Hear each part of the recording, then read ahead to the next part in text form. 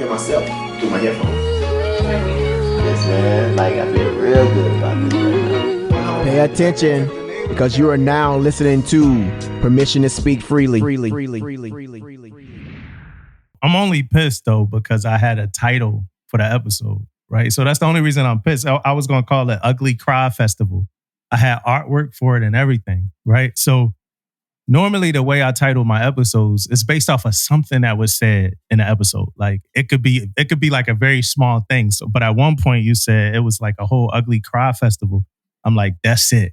I had artwork. It was based off of like the One Punch that manga. It was based off of that. So I'm like, this is good, you know. But life happens, right? So for the listeners, if you don't know, right, I'm talking to Dezarae Brigham from Seeds of Triumph podcast, right? But here's the thing, though. The twist to this conversation is we just had this conversation a couple days ago, right?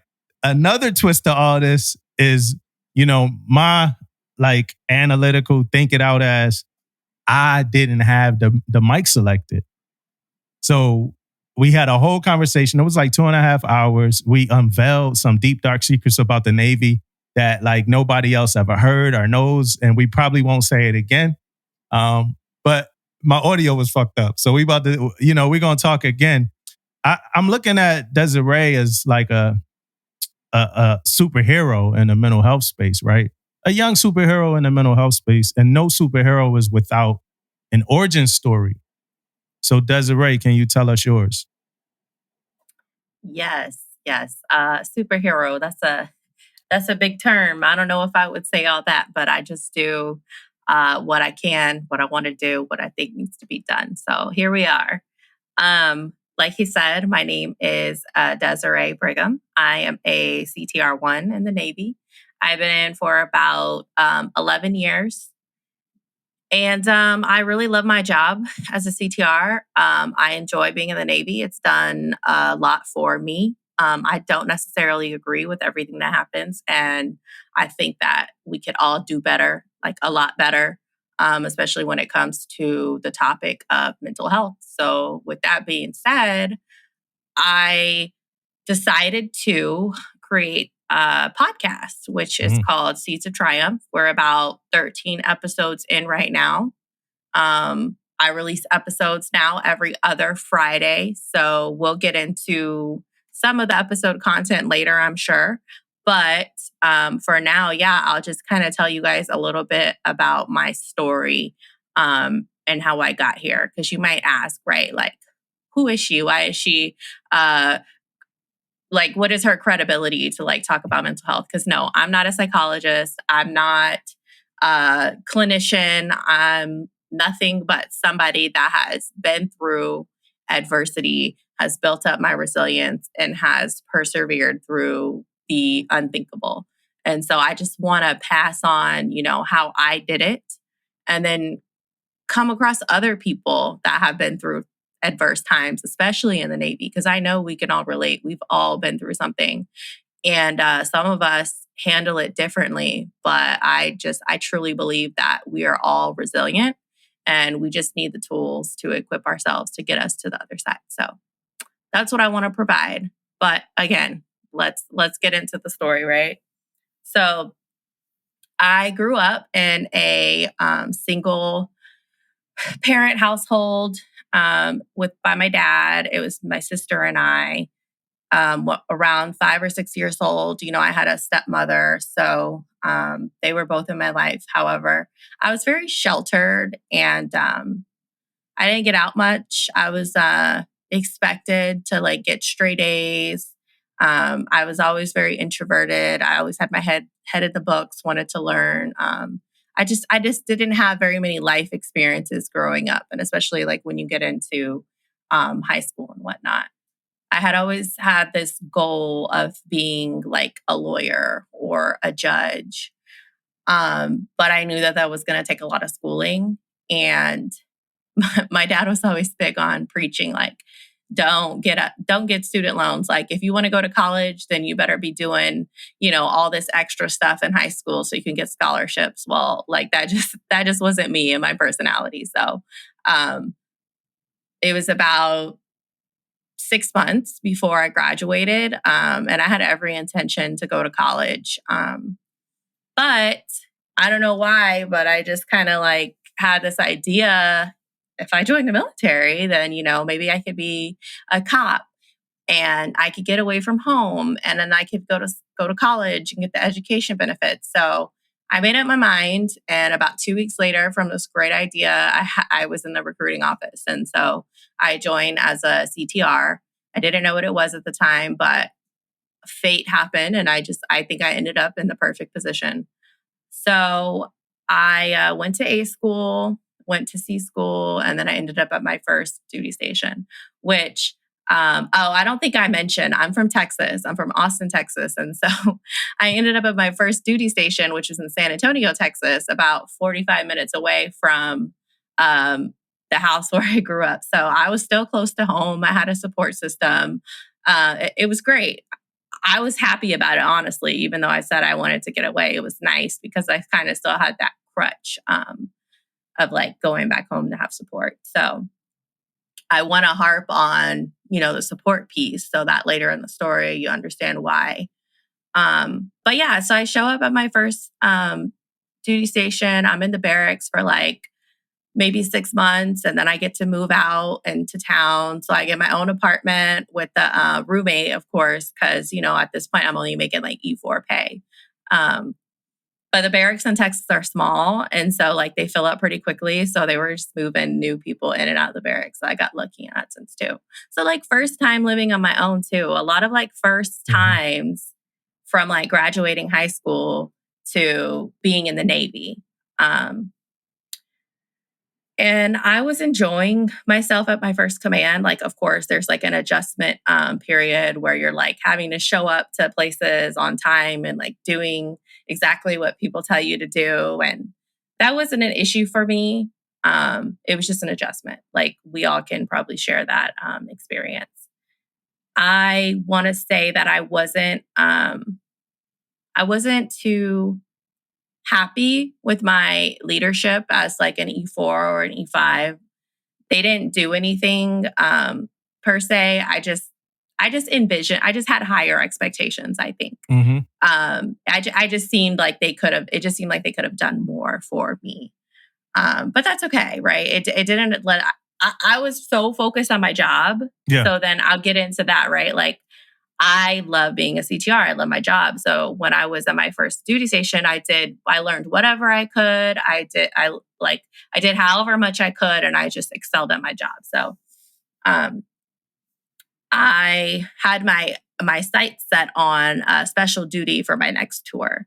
So I wanted to go and work with special operations. And this opportunity was actually introduced to me when I was at my C school. And so that had always been at the forefront of my mind, like, I want to do this. So when it came time for me to apply, I did just that. I got ready, I asked more about it, and I ended up getting selected to participate as an analyst in this program. So that was exciting. I was super fortunate because honestly, had I not got selected for that opportunity, I don't know if I would have stayed in the Navy. Just because I had this idea that in the special operations community, I was going to have to operate at a higher level, and that everybody around me was also going to operate at that higher level. And I was just going to be around a different sort of caliber of people. And I say that because, we all have to get screened and go through this like week-long process where they ask you questions, they, do exercises with you, put you under pressure, you go through a psych evaluation. And so they're just really looking at you and making sure that you're going to succeed in the program and that, they're going to enjoy working with you. So I thought that, this is cool. It'll be a little bit different for me. So anyways, I make E5 at my first command, and I get ready to PCS. So I blew through my first tour, right? That was from 2013 to 2016-ish. So like 3 years. And then I was in school for my first year. So 4 years in at this point, I am transferring to this new command. I do have some schooling en route. So I go to that. I get to drive from Texas all along the East Coast. And that was such a nice drive because I had not really been outside of Texas. Yeah. It was so Where'd you different. stop? Where'd you stop at? Actually, so it took me forever to get through Texas, but I drove all the way through and I stopped in Louisiana first. Not for Yeah. training, but just like to get some sleep. And so my first stop was in Gulfport, Mississippi for ECS, Expeditionary Combat Skills. Yeah, Damon, yeah. So Damon will love that. Damon will love to hear that. Oh, for the listeners, especially the early listeners, the normal host is me, Damon, and Tish. Damon and Tish are not here, so it's me talking to Dezarae. But Damon would have loved hearing about this Gulfport, Mississippi thing. I personally, I did not mind being there. There's not a lot to do, but there's like a beach, there's a small mall, and a little bit of restaurants, just like a cute little main street, center. And then, so I had joined like a CrossFit gym while I was there, just temporarily. I just paid the dude like $100. So like when I wasn't in class, I was just doing that. Again, like keeping to myself. I was kind of just like focused on me. I was trying to get into like the best shape because I'm like, here I am working with the, in the special operations community. So I wanted to deliver the best products I could, So anywho, I had a good time over there. It was great. One of the most memorable experiences over there was like at the end when you get to like simulate like a combat like situation and like you all have these, I forget what they're called. They're like BB guns, pellet guns, and like they're shooting you with like these little fake bullets that are like filled with paint. Man, I got lit up. That was crazy. I was like, please, I better not ever be in a situation like that. But yeah, so after that, I had to drive all the way up to Maine for SEER school.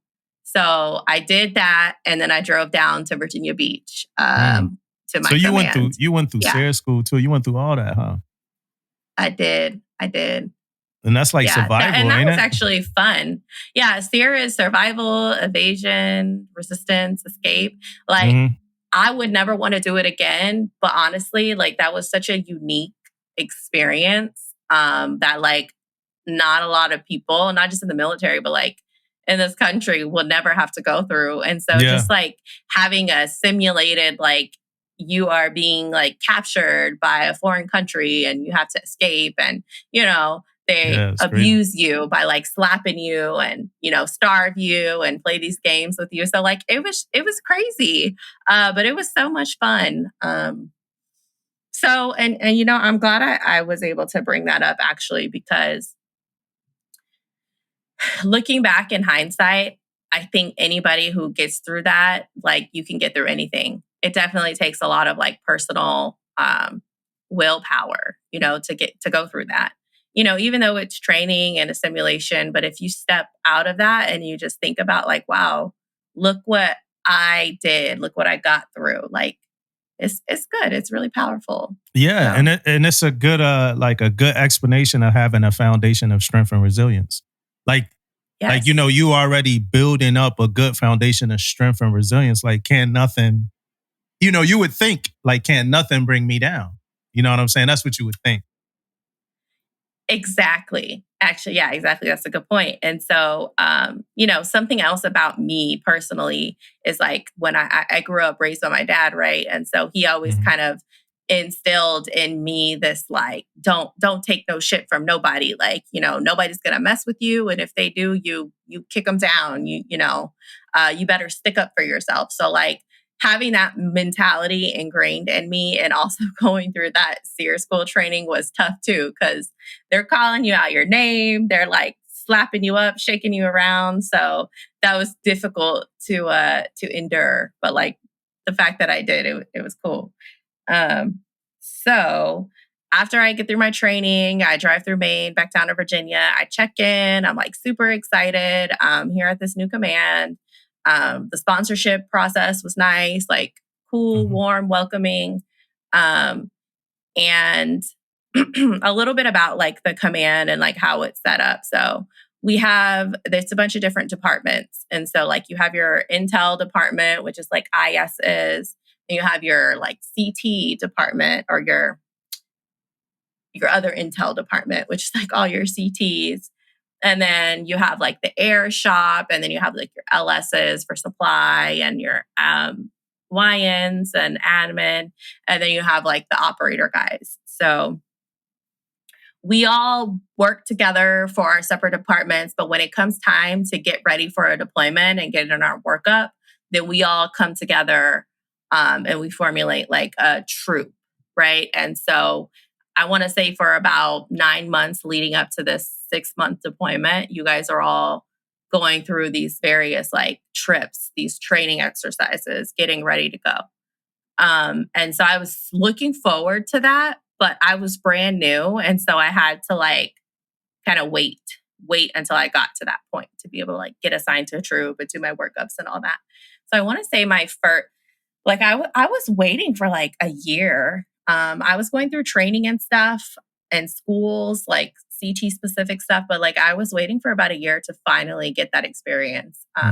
And during that year, like the culture and the environment was really like different, and it revealed itself like I have to prove myself every single day. And because I was new or because I haven't done or accomplished anything, right? Like a deployment, then like, the bottom of the barrel jobs were given to me, not just me, like all the new people. We were called new guys. So you have to like take out the trash or, do the things that nobody else wants to do. So like you have to stay late because you have to escort someone around the building. Like you're going to do that because you're new. And so it was just a new kind of like mindset. I think it not just in the special operations community, but maybe everywhere they kind of have a system like that. Yeah, but like, it was so. In my rate, like electricians. Yeah. The garbage grinder, right? So when the garbage grinder on a ship breaks, it's normally like food and nasty shit inside this garbage grinder, right? So the newest electrician is normally the person that got to go get under there and change out the garbage grinder, and fix it so they get all that food and sludge. It's always the newest electrician. It's like a rite of passage type thing. Yeah, exactly. And I think that's what they were going for with those types of things.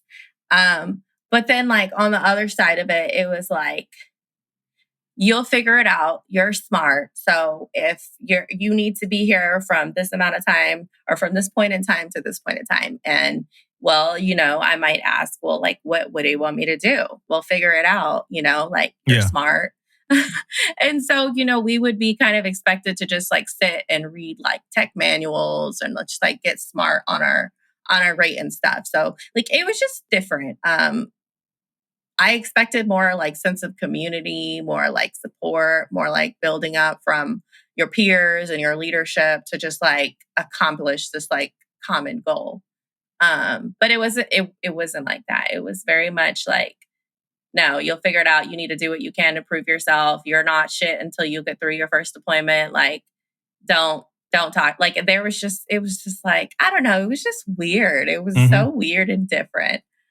And I don't want to say I was at a disadvantage, but it wasn't the easiest for me, particularly because I'm very introverted, like I said, and a lot of my peers were alike in a sense that like they would want to go out and and drink or party. And I'm not saying that I didn't do that every once in a while, but I pretty much just like to stick to myself. And so I made a name for myself kind of as like standoffish.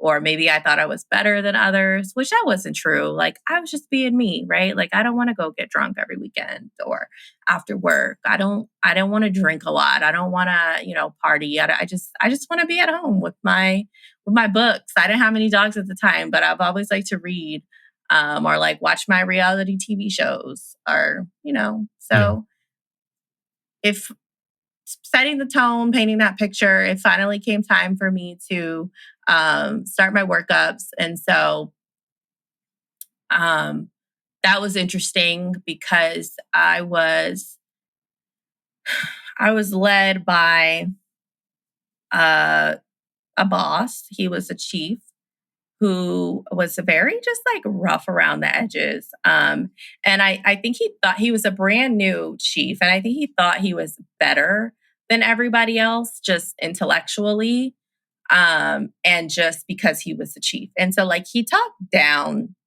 to us, especially the new guys. Like there was that picture, that environment that I painted, but like he took it way too far, like way too far. And so that was when I was like, no, this is wrong. Like I get, we have this like structure, but he's telling people like, shut the fuck up, and like just degrading people. And it was just sickening. It was very toxic behavior, and I wasn't going to stand for that. And so I said something, right? Like, you're not going to tell somebody else to shut the fuck up in front of me, because that's not how you talk to people. I don't care who, like, it's just disrespectful.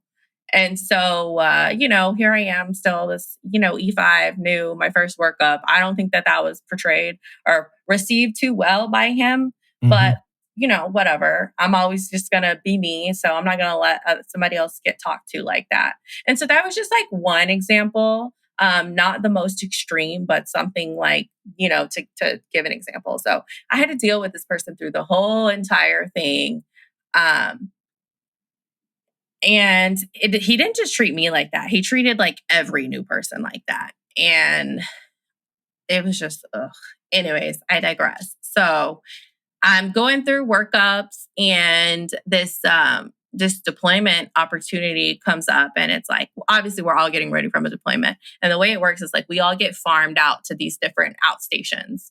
And typically as a analyst, what I was doing, you're kind of like by yourself, and you're expected to be like the SME of your job. So like, it's you and you only, and you got to do your job, because if not, like, then who knows? So like, there's a lot of trust that they put in you too. Yeah, real quick for the civilians, SME, right? That's subject matter expert for any civilian that don't know what that is. All right. Yes. So, this cool opportunity came up to augment to a different command and support them. And so I heard about it, and I was like, oh, I really want to do that one, because it was a deployment to Afghanistan, and the rest of the deployments were to like Africa, and the mission was just slightly different. So I wanted to go to Afghanistan. I ended up getting selected to go on that deployment. So, just imagine, like, I was super excited because I didn't know if they would pick me just because of like everything else that I had just said. And plus, you haven't had a really great experience yet, right? You first command, you said you kind of wanted more. This new command, you got the asshole chief. So you haven't really had a great experience. So you fishing at this point for like a good experience, right? Yep. Yeah. Okay. Yeah, exactly. I'm like, where's the action? Like, let me do my job. And so I think part of the reason why I got selected for that, despite, maybe anybody else's feelings, was because I truly was like the best person for the job. I was very technical. I've always been very good at my job. I've always been striving to learn more, to do more. And so I think they saw that and they knew that. And then when I tell you guys, like, you have to be the best. You have to be the subject matter expert if you're going and running these missions. And so I think they knew they had to send who needed to be sent. And so I ended up getting selected. Like I said, I'm excited. I'm like ready to get to work finally. Like, let me do this. And so it's time. I go out to Afghanistan, and it's a small group. So I'll paint the picture of what the deployment looks like. I'm on a civilian compound. There's probably maybe like a total of 60 of us, and most of them are civilian. So military, there was four total, 4 or 5. I want to say 4 though. So we were separate. We had a separate working space. We had separate living quarters, and then the civilians just kind of did their own thing. And we worked with them somewhat in some regard, like if we needed them for something or we were working on like a joint project, but we're typically just in our own space. So the space was like the size of like maybe just like a master bedroom, Mm-hmm. right? So that was our working area, and we had desks in there, and typical space. And it was me as the analyst. I had a chief supervisor, boss, J2 is what you would call it in the Intel community. And him and I were supposed to be working pretty closely to, get the job done. And that's just the positions, right? Like the J2 and the analyst, they work like together to find leads to get stuff done. Yeah. So there was a contractor that was working with us, and there was a OIC. He was an 04, and there was another person. I can imagine him. I think he was an E8. It was like an SEL, like a senior enlisted type position, but I don't remember what his title was or like what he really did. Okay. But so it was like a small team, and we had a lot of work to do, and there was a lot of potential to do great things. So I show up, and I have a person that I need to turn over with, right? The outgoing analyst. So we have about a week of turnover. And in that week, she had said something to me that I remember that was kind of like weird. And she was like, hey, I just want to give you a warning. Like this, you're like the J2, he is like, he can be a little moody. And so like if he starts acting strange, like it that's just him. And I was like, okay, I didn't really ask too much. I just kind of like, was like, cool, noted. And thought of it like, all right, I'll just, figure it out for myself. Like, I don't want to be about the drama. So I'm gonna just let that go. I don't want to talk about it anymore. So we do our turnover. That was really the only thing that she had said, regarding that. And so I want to say I'm there for maybe like a week or two. And, he being that J2, right, that chief, that I have to work with, he starts calling me out of my name, like beautiful or gorgeous, or not. It was totally unprofessional, totally out of left field. Like no, like it was just weird. There was, and here I am, like oh hey chief, and he's like, no, you don't have to call me that. You can call me this, and that was his first name. And so like I also say in the special operations community, it's common to call each other by first name. Yeah. But me, because I'm really big on respect, unless you tell me that it's okay to call you by your first name, especially if you're in a, supervisory position over me, I'm going to address you by your ring. Yeah. Until you tell me not to. And so that's what I did. And so it was like, hey, no, don't call me that, call me this. And it's like, cool, okay. And so then it came to like, oh, good morning, beautiful. How are you? Or, thanks, gorgeous. Like, hey, I got this like information. I'm gonna pass it to you. And then I would get that response. And it just like made me feel uncomfortable.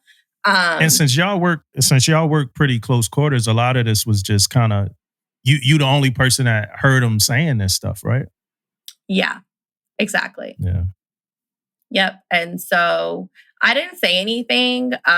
Obviously, it made me feel uncomfortable, and I would like give him a weird look, but I didn't want to like directly be rude or fiery, right? Because at this point, I'm like, I really want to be here. I really want to do this job. I don't want any drama. I don't want anything, bad on my name. I'm just gonna, keep my head down. If this dude is calling me these names, like whatever, like it don't mean nothing. I'm just gonna carry on. Now, do you think about it? Were you thinking about it after hours though? Like what he was saying? Yeah, because I mean, you work with somebody, they say some stuff, you put up your guard, you shield yourself, you protect yourself, but then you leave work. You go to the gym or you go home and you go to sleep. Do these things ever come back in your head when you're not at work? I think at the time, in those first 2 weeks, I wasn't thinking about it. Okay. At all. I was very much focused on just diving right into the work. And so in my line of work, like it's nonstop. Like there's no end point, right? You're always searching for that next like golden nugget. Yeah. And you're using all your skills and your tools to find it. And so I think that's where it started with me just kind of like using work to cope with uncomfortable feelings. And so as time progressed on, I want to say maybe in the next 2 weeks, he was still calling me out of my name regularly. Mm. It wasn't every interaction, right? But it was regularly. Yeah. And then it evolved to like touching. So like he would come up and, maybe put his hand on my shoulder or, brush up against me. And then there was a point where I remember him like putting his hand on my back. And then like there was another instance where he actually like roped my butt. And so this happened probably over a span of maybe like another 2 or 3 weeks. It just like spread out times. And so that also made me feel uncomfortable. And so here I am, like at this point, I'm thinking about it like this is wrong. And so you might be thinking like, or might ask, like, did you tell him to stop? Did you do anything? And the answer is no. But when it did go to like him touching my butt, I just like looked and was like, what are you doing? And I think he knew obviously he knew that wasn't okay, but like that was kind of the limit at that point. And I thought I had like made that clear.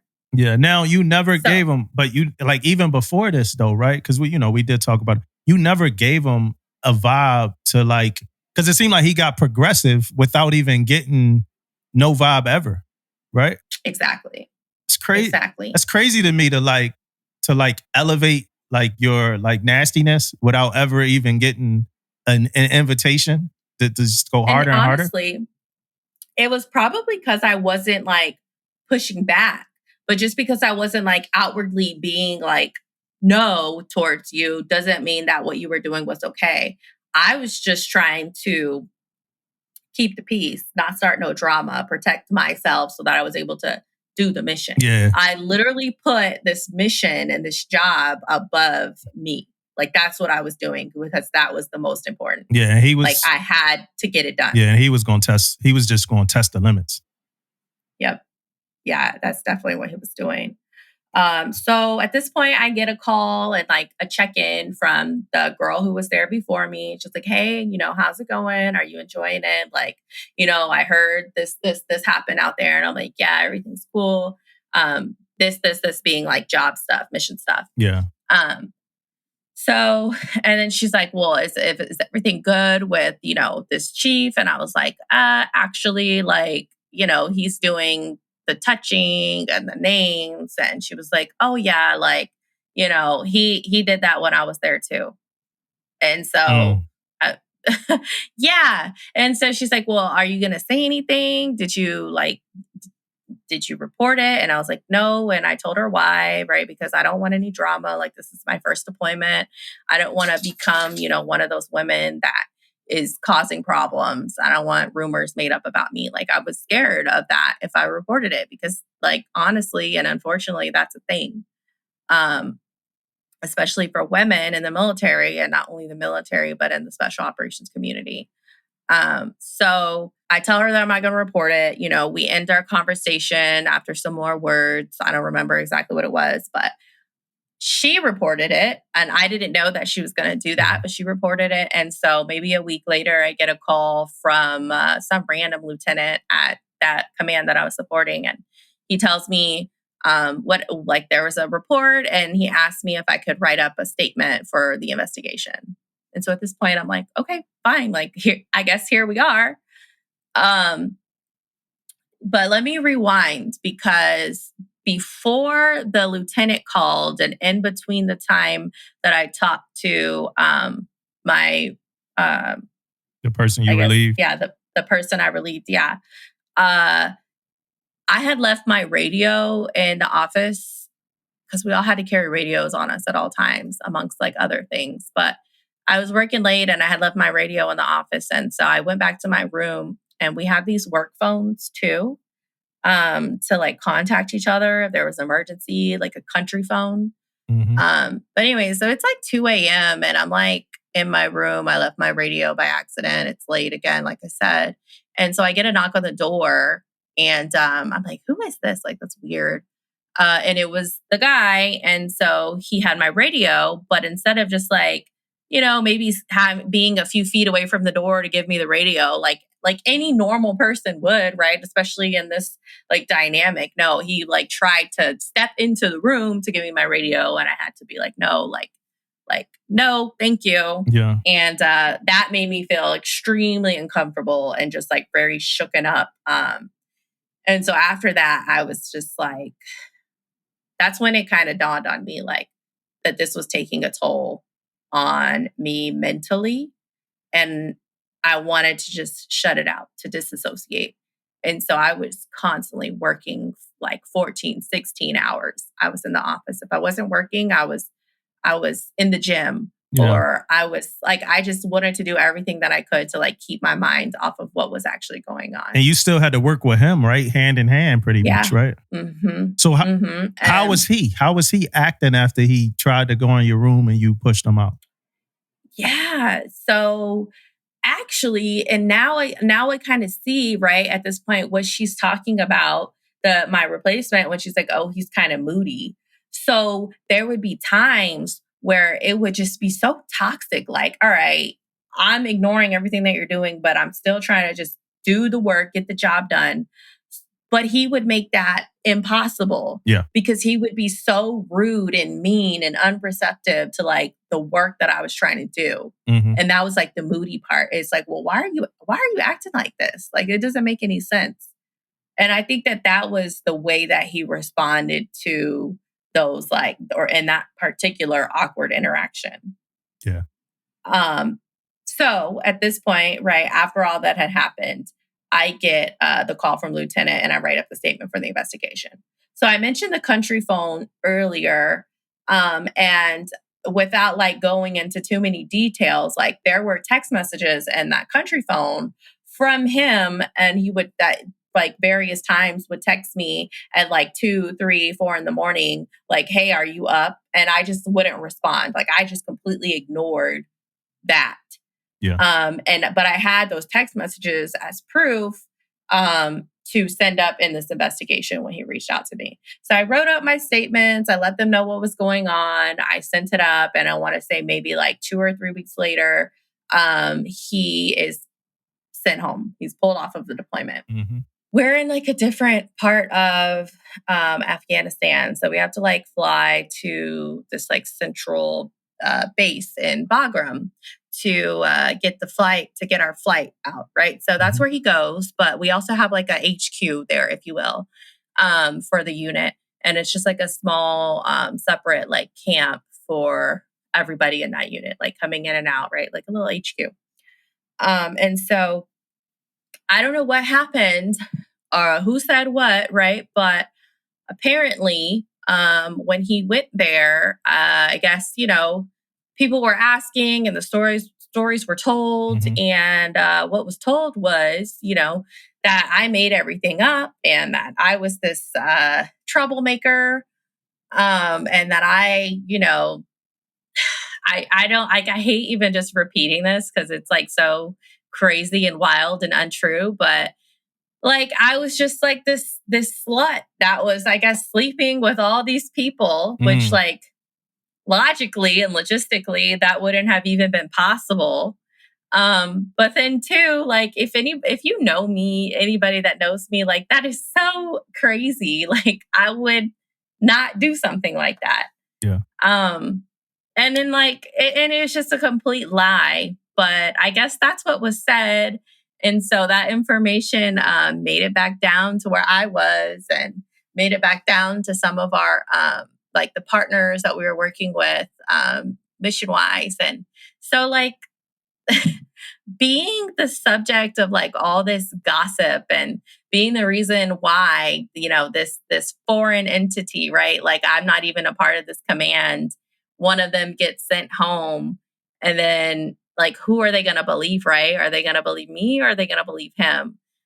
It seemed like they believed him. Like nobody cared what my take was or what I had to say or how I felt or what I was going through. So like, even though I just endured all of this like inappropriateness, and instead of being like, I'm so sorry that happened to you. Like, we're so sorry, for his actions. Like, are you okay? What do you need? No, none of that. It was like, I was just enemy number one. Like, no, we had a real enemy to fight in the country, but like, no, I was the enemy number one. Yeah. And was it not one person at the command that like was there for you in this time? No. At this time, there was not one person. I wouldn't say at the commands, but like in that group of people that I was out there deployed with Yeah. that offered up any type of support. And this is a male-dominated group? Yeah. Well, male-dominant. Okay. All right. Yep. So that took a toll on me too. Like I was lonely. I had nobody. Like they would get together and like do things, and it was just me. I didn't want to be around them. And I was also like scared of what they were saying and what they had thought. Yeah. And then it started taking effect on like my work. So they ostracized me from like work stuff. Like I was being purposely left off of emails.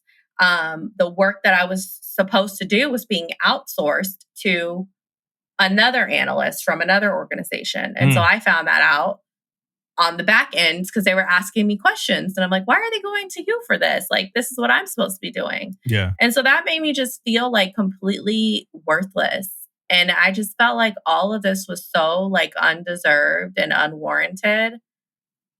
And so after I want to say maybe like 2 months of being there and like having all this happen back to back to back, just like getting progressively worse, it just like, boom, it hit me like a truck. Like I just fell into this like deep, dark depression to where I just couldn't like stand to be there around these people, to smell the same smells, to eat the same food, to just do anything, because I was so angry and I was so confused because I had never felt like depressed before. I had never felt such lack of motivation or desire to do my job or to do anything.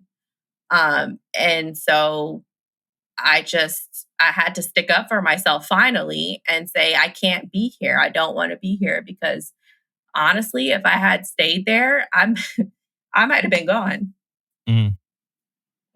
So, and I get emotional talking about it because it's crazy how all of that can make somebody feel like ending their life.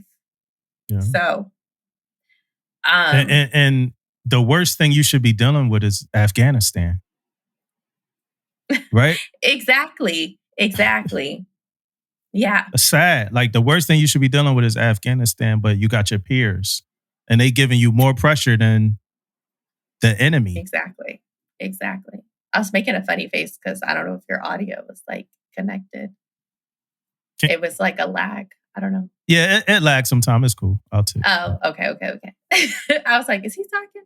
Anyways.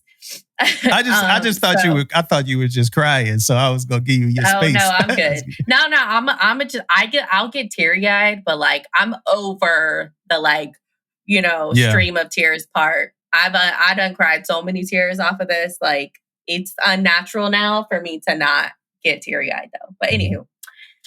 So I get sent home, and luckily, like that process was not hard to accommodate. I think once I threw up the red flag, they were like, all right, cool, we got to get her out of here. Like at this point, it's a liability. So I'm back in Virginia, and actually let me rewind, because like you might wonder, like, what about your chief from your command? And remember, I said like he was very like awful. Yeah. I still to this day, like, he taught me how not to be. Like, don't be like him. I won't mention his name because I ain't gonna do nobody like that. But like, yeah. Anywho, so I did let them know what was going on. It was him and another chief, and it was one. I tried to call to talk to them in person, but like I said, we're all like around the world, and so we're at different time zones and stuff. So that didn't work out. So I sent a text saying like, hey, like, let's schedule a time to talk. That ended up working out. So I ended up letting them know via voicemail what was going on. And I didn't get a response. So that was what it was. That didn't leave me feeling too good or supported either. And this is after you made the report. This is not like while the stuff is happening, right? This you letting them know, keeping them up to date after you made the report. And okay, all right. Right. Because now at this point, right, I'm leaving the deployment, so I need to let somebody know, that I'm leaving. Yeah, like what's going on? I didn't know if they knew already. Mm-hmm. Yeah. I get back and one of my best friends, she picks me up. And so I'm with her. Because at this point, before I went on this deployment, I had like put all my stuff in storage.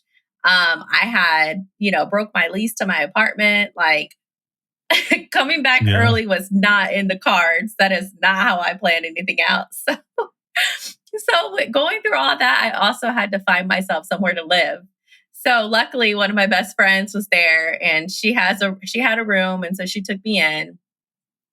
And I stayed with her for about a month, maybe 2 months, until I just kind of like got through what I was going through, and then was able to like function enough to like get myself my own like space. But like I'm fortunate that she was there because I kind of needed that support at the time. Yeah. But anywho, so back to my like command, there was a leadership turnover in my department. So here we are at my parent command, and I am getting a call maybe like a few days after I get back from this senior chief. And I don't know who he is, but he's new. He took over the position of the SEL from the other guy because there was a turnover, like I said. So he's like, hey, tracking what happened to you. Like, how are you doing? I hope everything's good. Like, cool, checked in on me. And he's like, all right, moving forward, like, all right, this is where we need you to be at this time, right? Getting reintegrated back to the command. So I have to like do my, post-deployment health checks, and I have to do my vouchers and just like all the stuff you do after deployment. So he wanted to make sure that was on my radar and that I was going to get it done. And then talk to me about like the schedule, like going into work and stuff like that. So we have that conversation. And here I am, I'm back at the command, show up to work, getting my stuff done. But it's different. So, and then at this point I felt like, if you read the book, The Scarlet Letter, right? I felt like her with the letter on me. Like everybody's talking to me, talking about me, treating me differently, looking at me crazy. And it was just awful. So like the same stuff was happening at home in Virginia by people that weren't there, that didn't know what was going on, but like people that I also thought knew me more than to think that I would do something like that. But like, no, it was like, oh, that's the hot new tea. Like, let's talk about it. So I was the subject of that, and it definitely affected me a lot. Like, I felt like I was just being bullied and ostracized, and it did not play well on these thoughts. What about other women in the community? Were they doing the same thing as the guys? Yes. Okay. Capital YES. Yes. Right. And you wouldn't think, but yes, 100%. There was even like, it was even like, oh my God, I hate her because now this is just another one who's making us look bad. Like they were even harder on me for something that I didn't even do. Yeah. So like none of that was my fault. Like, ugh, sickening just thinking about it. But anywho, I am there going through that, dealing with it somehow. So, I'll talk about like mental health and therapy at this point. So I was advised to get into a therapy appointment right after I came back. And this was by not my parent command, but the command that I was augmented to. So they had their own therapists in the psychology department. So I went and I talked to them. And they were like, made sure there was a master chief who took me to that appointment. She made sure that I was there. Like that was the first like support that I got. And like, I love that woman to this day. Like she was great. Like to be there to make sure that I was getting the care that I needed. So she took me to this appointment, and I'm talking to the psychologist, and I'm having to just like tell her everything, and just like reliving that was so traumatizing at the time because it was like so new and fresh.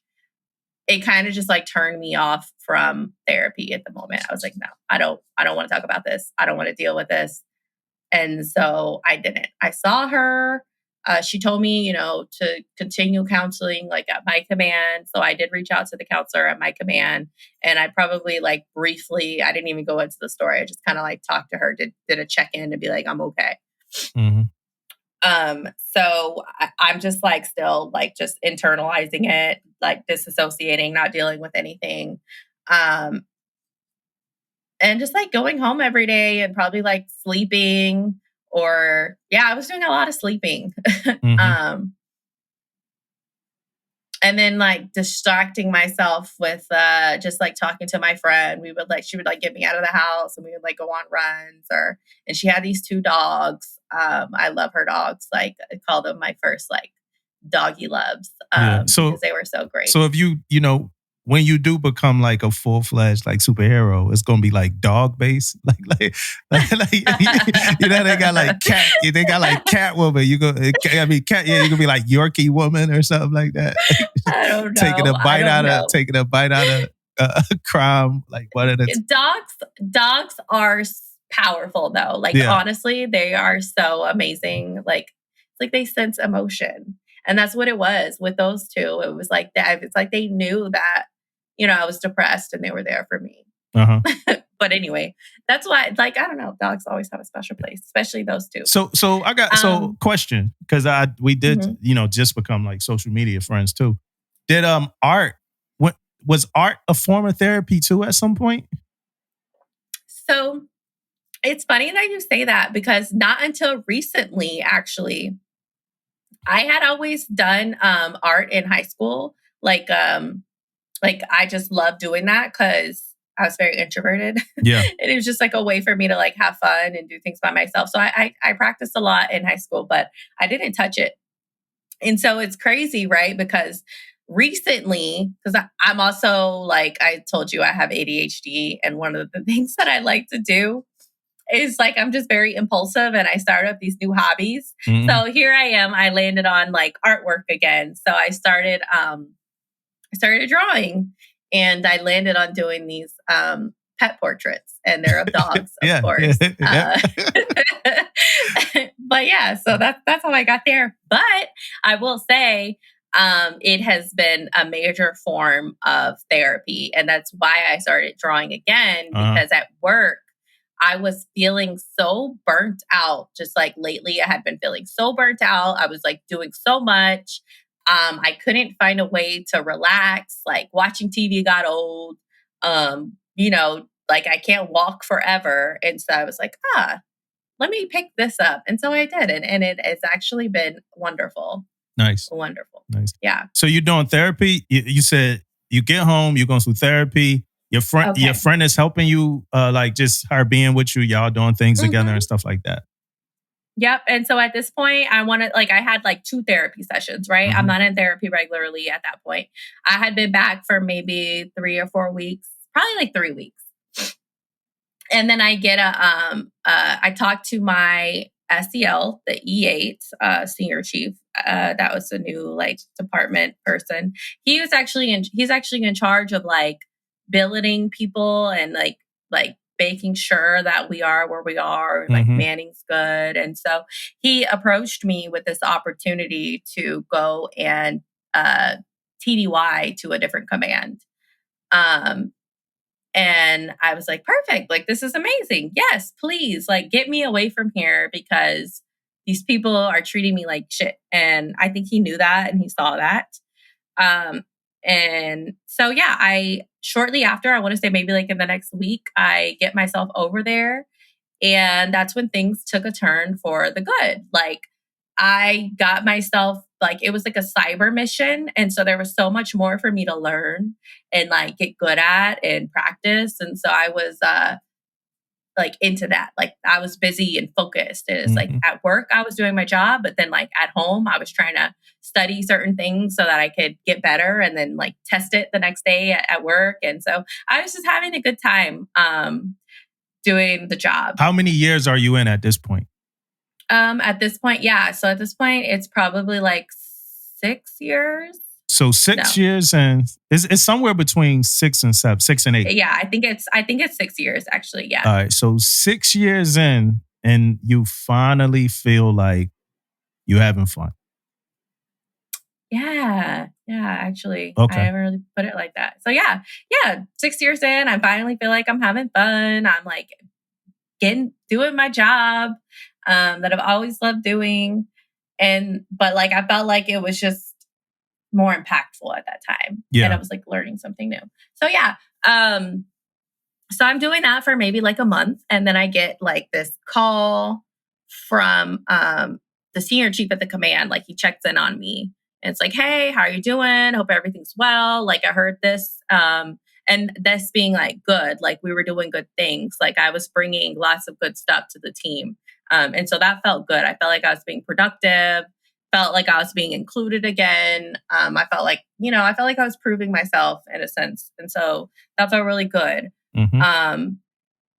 And then so that wasn't enough, right? Because I could only do so much at work, and I could only learn so much. And so I still had this time where I was kind of like in my head. And so something that I had always wanted to do was like get into bodybuilding and like do some competitions. Yeah. My dad was a bodybuilder. And so like I knew about it, and I had always like admired like the strength and the muscles and all of that. And so yeah, I thought, I was like, this is what I want to do.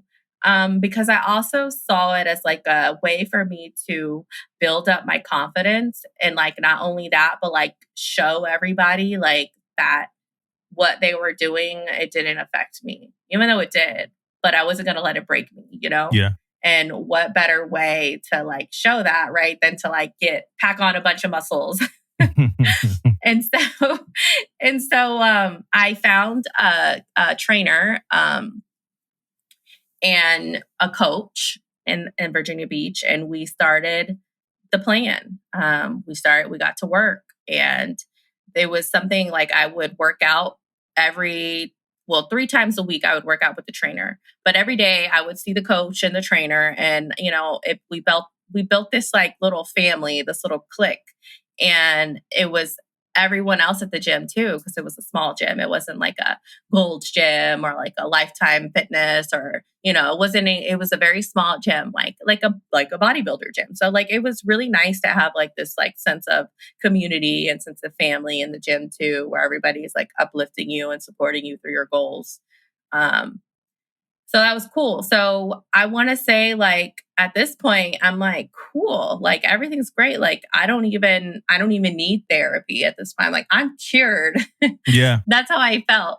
And then like in hindsight, I know that what I was doing was just kind of like maybe distracting myself from dealing with it. But that was okay, right? Because honestly, at that time, I was not ready to peel back those layers and deal with what was going on. I was like in survival mode, and I needed to survive. And so I think getting into bodybuilding and building up my confidence and all that put me in a position where I could finally feel okay enough to really unpack and deal with, those experiences. Mm-hmm. So so I'm doing my bodybuilding thing, doing work. I want to say maybe like 6 months later, it's time for me to come back to my command. And this is because, one, like they have to send someone else TDY here. Like I can't stay there forever. But then 2, they needed somebody to hot fill a deployment position because the person that was supposed to go had gotten in trouble, and I was the only qualified analyst available to put in that position. That like didn't have like you can only deploy if you have so many days in between your last deployment. Mm-hmm. So like it was a small pool of people, and I was like the only one. So they asked me to do it, and I was like hesitant at first because I was like doing my bodybuilding thing. I was like, no, I want to do this and pursue this, but I couldn't really say no. So. Yeah, right. so I ended up going on that next deployment. But let me rewind. So when I'm at this command for 6 months, and I tell you guys about this senior chief that was like reaching out to me to check on me, the one who got me there, right? He was at that time, I thought like very supportive, and he wanted to make sure that I was okay. And so I saw them in this like hero light, I guess, if you will. And he would often check in on me. Yeah. And then those check-ins started like becoming late at night at like 11, right? 11 p.m., 12 p.m. Like, hey, just making sure you're doing okay. And it's like, at this point, I'm like, why are you wondering how I'm doing at midnight? Right, yeah. So I'm not really even responding to this. Like, I might respond in the morning and be like, oh, everything's good. Like, is everything okay? Because I'm thinking like, did something happen? Because, we can be recallable for things at any time as well. So then, like I said, I'm into this bodybuilding thing now. So like I'm posting on my social media via Instagram, workout pictures. I'm posting like pictures of my food. I'm posting like, me doing cardio or like, sweaty selfies. And so like, that's normal, right? Anyone in the fitness community knows that like, that's what we do. So I'm doing that and I start getting these like comments and these likes from him. And so I'm like, what? Like, why? Like, I didn't even know he was like following me. And so I look at his friends list. Who is he following? And it's a lot of people from the command, men, women, like anybody, everybody. Like, I guess that's just what he does. And that's what I told myself at the time. Like, oh, okay, he's just following everybody. This is normal. Right, like trying to justify it, but I like something was off, right? When I'm like getting these, every single picture I'm posting is being liked by this person. I'm like, that's weird, like that's kind of unprofessional. Okay. So I just kind of like write it off, and then like I said, I'm back at the command. Well, quick, was he ever commenting on any of these pictures or anything like that? Or, yeah. Okay. So most of it was likes and like publicly commenting, right? Like, no. But then I like on my stories, you can like reply to a story and then it'll DM you a message. And so like he would do that a lot. But like it wasn't anything outwardly inappropriate. It was just like, oh, like I would post a picture of my food. That's a lot of what I would post on my stories, like the healthy food that I was eating. Like, oh, how did you make that? What's your recipe? Oh, I like this, or I usually get this from the store. So it was like, oh, he was like trying to create these trying like to Trader Joe, starts with the Trader Joe's, starts with the Cobb salad. Like he trying to, right. That's what he was doing, creeping in through the Cobb salad and the avocados. So yeah, he was doing that for a while. And then I get back to the command, and shortly after I'm back, and I'm like in this workup, cycle now. Cause like I said, before you go on deployment, you had to do the workup. So I like joined them, halfway through their workup. So I'm doing that. And I'm not even in the office, right, with my department. I'm like outside of the department already doing all this other stuff. So that was good, right? Because so I didn't have to be around those people that were like talking all this shit about me. But I want to say I was with them for maybe a month, and I'm approached by the LPO of the department. And she pulls me into the bathroom. Like we're in the bathroom, just both of us talking at work. And she's like, hey, like, I just wanted to let you know that there's a picture of you and your bikini floating around a group chat with, all of these people in it. And all of these people are like chiefs and senior chiefs at the command. Not just in my department, but in like various departments. Yeah. And so I think my reaction, honestly, was just to laugh. I was just like, here, like, what the, like, here we are again. Like, what do you mean? So, and I was surprised at my reaction too, because it was very much like, whatever, like, whatever. I don't want to deal with this. Like, yes, it's wrong, but whatever. So she tells me that, and I'm just like, okay, thank you. Like, that's awful.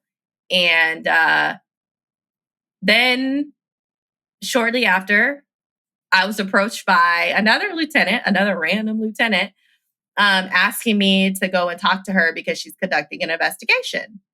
So now at this point, I'm like, okay, here we go again. And I just give her everything that I had.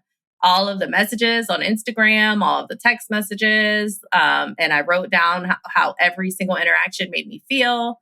And because that's what you have to do. Like, side note, like if this is happening to you, document everything. Document everything and say how it made you feel, dates and timestamps, everything.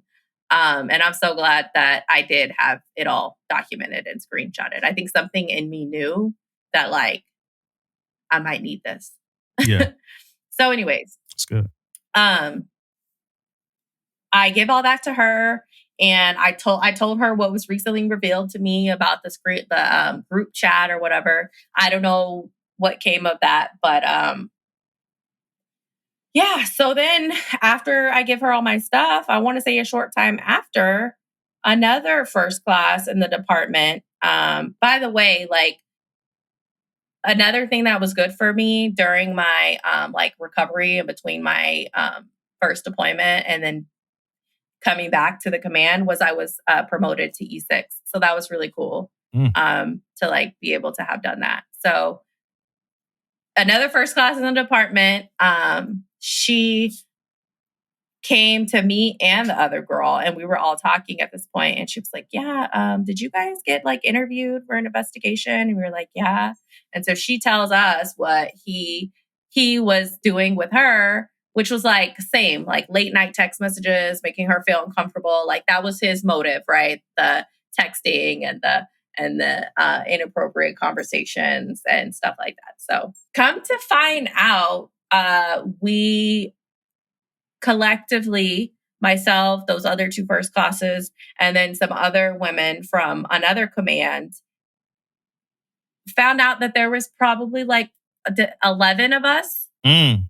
That came forward in the investigation. So like, yeah, he had been doing this. The Bill Cosby numbers, like the numbers just start adding up, right? Funny. I mean, that's what it is. Like one person is brave enough to come out, and then the numbers just start piling up. Like it's crazy.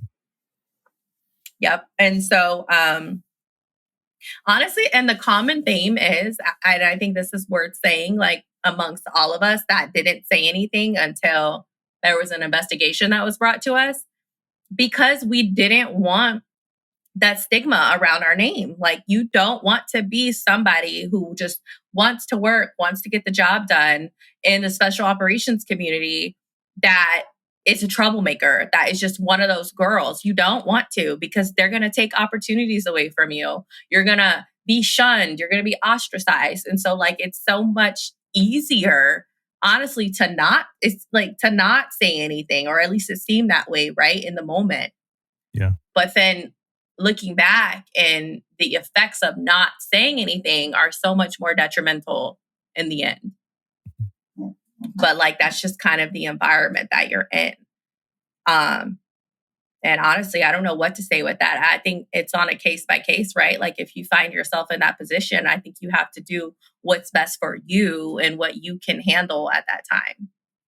You know, like I'm not going to tell anybody, like if you're going through that and somebody's harassing you, that you have to report it no matter what. Like, no, you have to do what you think is the safest route for you. Yeah. Now I deal with before you go, I deal with having like other male chiefs that get upset when they find out later, like are super late, that their woman seller, their lady seller was going through something, you know, and they didn't know about it. Like some of my friends, man, they get mad, you know? And like, is it anything that they should know or anything to say to those guys? Because I think about that too. It's like a lot of women like, well, I'm going to report when I want. Nobody can make me report, stuff like that. But it's a lot of dudes that just get so mad. Like, I wish I would have known. I wish I would have known. Yeah, I don't understand. I don't know if I fully understand where the anger would come from. However, like, I don't think that any of that would be their fault, right? For not knowing. I think the best way to, prevent, harassment from happening in the first place is to be the example, to set the example for your peers, right? And let everybody know what you stand for and what you stand against. Then you still. I think it's a personal thing. Yeah, because it's a personal thing, right? It's still going to be some creepy. Yeah, it's still going to be some creepy ass outliers that's very secretive about their creepiness. Exactly. And as a female or male, right? If you find yourself in a position where you're being preyed upon or you're being harassed, like, yes, if you can and you're willing, report it. But like, I feel like there's just so many other factors that play into not wanting to. And number one is being like your safety, right? And the culture or the environment at the time. Like, I think there's so many, there's separate cultures that can exist where it's not an environment where you feel safe to report anything. Like people might fear retaliation, ostracized, being like rumors being made up against them. They might have their own personal goals, right? That had they reported it, it would cause roadblocks for them. So I think it's a variable. Like there's different variables that you have to take into consideration. But and if for those like chiefs out there or leaders who may be like, man, I wish they would have just told me, like, the best thing that you can do to encourage that is to create that environment where they feel comfortable talking to you or reporting something by, right, standing up for what you believe in and standing against the predatory behavior. So now, right at this point now, it's like mid investigation for the senior chief, right? Yeah. So at this point, and I'm not following the investigation. I'm not getting any reports about the investigation. And honestly, I don't even care. Like, I'm so focused at this point on like my bodybuilding. I'm getting ready for my first pro show before I go on my deployment. So yeah, so I ended up completing my first show. That went successful. So I became a pro. And so like that was awesome for me, right? A big boost of confidence and like vital in my recovery after those traumatic things that happened to me. Mm-hmm. And so like part of my story, and I mentioned in my podcast, is like non-conventional way of like healing, right? So for me, I felt like I was able to heal myself by getting into bodybuilding, by like getting my confidence back, by proving to myself that I could truly do anything. And so, yeah, I'm getting ready for my first pro show, and then I go on my deployment. I'm not concerned about, this investigation, this person, whatever. And then the second deployment, I think it's worth sharing, went off really well. Like I was awesome. Like the job was great. Yeah. I excelled at the job. Like we were just winning, like not just me, but like the team, we were winning. It was great.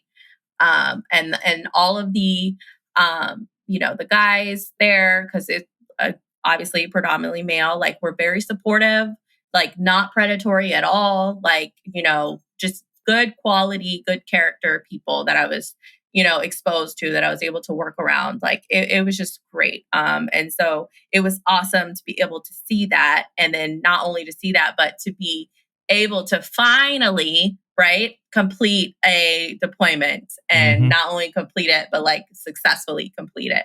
And so I don't care about proving that to them. At this point, I had to prove that to myself, because I felt like that is kind of what got me into all of this in the first place, was that like that need to prove to myself and to these people that I was going to get done with a deployment, and you guys are going to see that I am meant to be here and that I'm going to do great. And so like, that was good to finally have had that opportunity. Yeah. And so I was away, from everything, from everybody, from my like comfort of bodybuilding for that deployment. And so like, yeah, we had a gym, but like, it wasn't the same. I wasn't able to prep my food. I wasn't able to like talk to my people like normal. And so I don't want to say it got me back into like a depression per se, not while I was there, because I was like still working, but I didn't have my like coping mechanism. And so like, be reminded, I had never went to therapy and actually unpacked and like dealt with this and like got, research based and like, therapeutic techniques to do anything. Yeah, I haven't done any of that. So I'm just on this deployment and just like dealing with it myself, right? And so COVID happened. We were supposed to come back in March. Yeah, we were supposed to come back from deployment in March. And I want to say I started seeing like stuff on the news about COVID maybe in like December. And this fear started building up within me like, oh no, like we're going to get extended. Sure enough, our deployment was extended by like another 3 months. So the 6-month deployment turned into a 9-month deployment. And so like that extension period was really rough for me because I was really ready to get back. Cause I felt like my like coping mechanism and all, it was just like dwindling away. I needed to get back home to get back into bodybuilding and then to get therapy. And so that last 3 months was pretty rough. But then also something that is important to like my mental health and recovery and just trauma and my diagnosis is what was happening on that deployment too. So while what was happening wasn't like a harassment, assault type thing, it was very much like having to see and witness the awful things that come with, being in a combat situation. So not only was I seeing these things and hearing about these things that are not pretty, and like, directly involved in it, we were also getting mortared like once or twice a month. And so like hearing those loud noises and being waken up out of your sleep to have to go run into a bunker and hide with a bunch of people in a small space for, upwards of 2 or 3 hours at a time, like that's awful. And so having to participate and be involved in things like that, like really affected me on a level that I didn't know that it would. I think I'm at home for like the first 2 weeks because I have to ROM. And so during that 2 weeks, I'm, doing my post-deployment health assessment. And then I get in contact with the therapist at the command. So we talk and she's like, yes, you need like therapy every week. So I'm on ROM and I'm seeing a therapist and we're talking once a week. So after ROM, like that part, I think we can all relate, right? We all went through COVID together.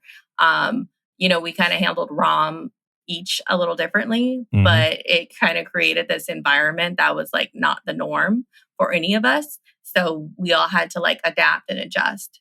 So there was a little bit of that for me, but honestly, I kind of enjoyed the time just to be home by myself. I don't know what just happened. Away from. Yeah, what was that? A hurricane? These dogs, Earthquake? Earthquake going on over there. There's a lot going on. The whole over here. world shook. I was like, oh man, Hawaii, be careful out there. I didn't mind in being in ROM, but like it eventually I had to go back to work. Yeah. And so I had to get back to work and I started getting panic attacks. So I would go into the building and I didn't know what it was at the time. I would go into the building, I would go in our office space, and then I would see the same faces of the people that were talking shit about me. Or I would just think about that experience. And then I would see, the office of the senior chief that was, harassing me and all these people. And then I would think about that. And then I would have to interact with that chief from earlier in the story, the one that was just a straight asshole. Yeah. He was in there. And we were at quarters one time and he had made a joke, a very like sexually inappropriate joke in front of everybody. And like that just set me off at that point. That's when it got really bad. Like the panic, it's when I knew I was experiencing a panic attack because my face got red, my heart started beating, I felt like I couldn't breathe, and then I had this like, this like, how when you're about to cry, but like you're holding it back and you can't. like this lump in my throat. That's what you call it. And it's not like, it wasn't a lump because I was going to cry. It was just there. And I was just hot. I just felt so uncomfortable. I didn't know what was going on. But I knew that I never wanted to feel like that again. Yeah. So after I experienced that, I went straight to my car and I just let out a big, long cry. And I was just angry, like just profusely angry. And I was just thinking about everything. So it was just like, it was crazy. Like it was a crazy episode. And I go home that day and I get a text I actually texted my LPO and I was like, hey, like we need to talk about me like on an alternate schedule or something. And so she calls me and we talk, and like she's not really qualified or authorized to make this decision anyway. But I was trying to, get her to talk to the power that be so that he could authorize that. But so she was just like unreceptive to it. So it's like, you know what? Screw it. All right. So I call up the Master Chief, the new SEL who's in charge, and I tell him what's going on. Like, hey, I'm not coming back into that building. Like, I'm having panic attacks. Like, if you need me to be somewhere, like my place of duty is going to be at the mental health hospital because I refuse to step back in that building. Mm-hmm. And so obviously this is like concerning for him, but I'm trying to protect myself. I'm like, I just don't want to go through that again. And so he gets me on the phone with a psychologist at the command and we talk about it. And the psychologist kind of talks me through the experience that I had and he makes me feel a lot better. And so the next step was for me to talk to my therapist during our regular appointment session. So I ended up taking leave until my next appointment with her. And we talked. And so the plan forward was to get her to talk to my SEL and give him like a letter or something that stated that the recommendation from medical was for me to not have to go into that building unless it was to do my checkout stuff, because I was well on my way to checking out of the command to PCS to Hawaii, where I'm at now. So all of that worked out and it went pretty well. And that was I was so excited to have to just get on that plane to get away from that place. So that feeling was also coupled with me being like, you know what, I'm just going to go to Hawaii. I'm going to kick my feet up. This is my last 2 years in the Navy. It's time for me to prepare to get out. I even had this list that I had made of things that I needed to do to prepare myself to start separating from the Navy. Uh-huh. And if you're listening to this and you're thinking about getting out, prepare now, even if you don't get out. You don't know how many times, especially in these days, right, with our admin, people are oh, I'm going to get out in a year, and they start trying to do everything. You can't wait till the last year. You got to start. You got to start as soon as you know. So anyways, I started doing that, and what's the word? So things take a turn, and turns out I don't get out. Fast forward, fast forward 2.5 years, I'm re-enlisting for another 6 years. And so we get into how that kind of changed, but I think that's kind of the amazing part of the story, right? Is that I went through all of that and my mind was in such a negative place surrounding being in the Navy, staying in the Navy, because I had been failed over and over and over again by my leadership. And I felt unsupported and I felt unsafe. And I was here these, policies are to protect me. But obviously I didn't use them fully. And I think that once they were utilized, something did happen, right? But I just felt so unsupported and unsafe, and I couldn't trust anybody. And I said, this is not where I need to be. I'm not going to keep giving my time and my effort and the sacrifice to this organization that I felt this way about. And that was due to the actions of those people.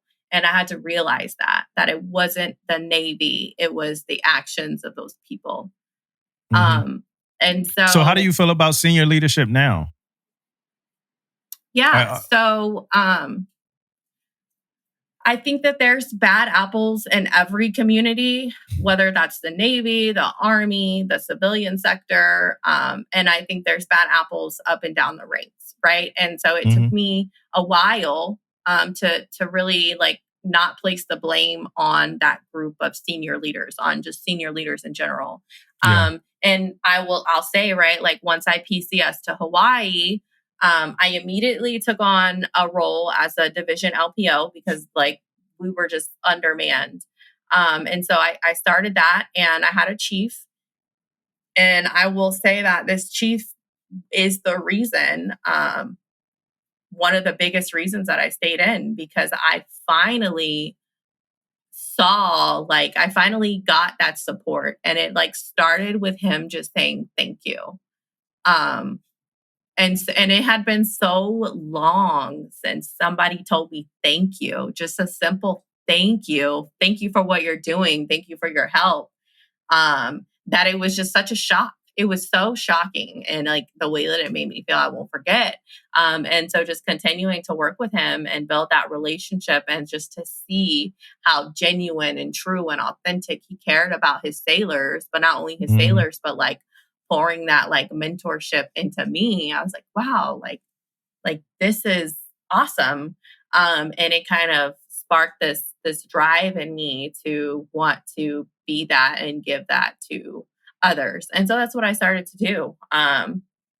Build those relationships with my sailors and, stick up for them if they needed me to and advocate for them and provide them with the resources that they needed and just talk to them and listen to them. And just like, I just took on this role of like, Mama I don't bear? know. It was just, yeah, like Mama bear. But we talked before and I told you I compare you to the girl with the bird, the wounded bird that's just trying to get this bird to fly again. Like that's how I look at your like love for the Navy. Like, hey, this bird will fly. Like, I don't care how withered it is.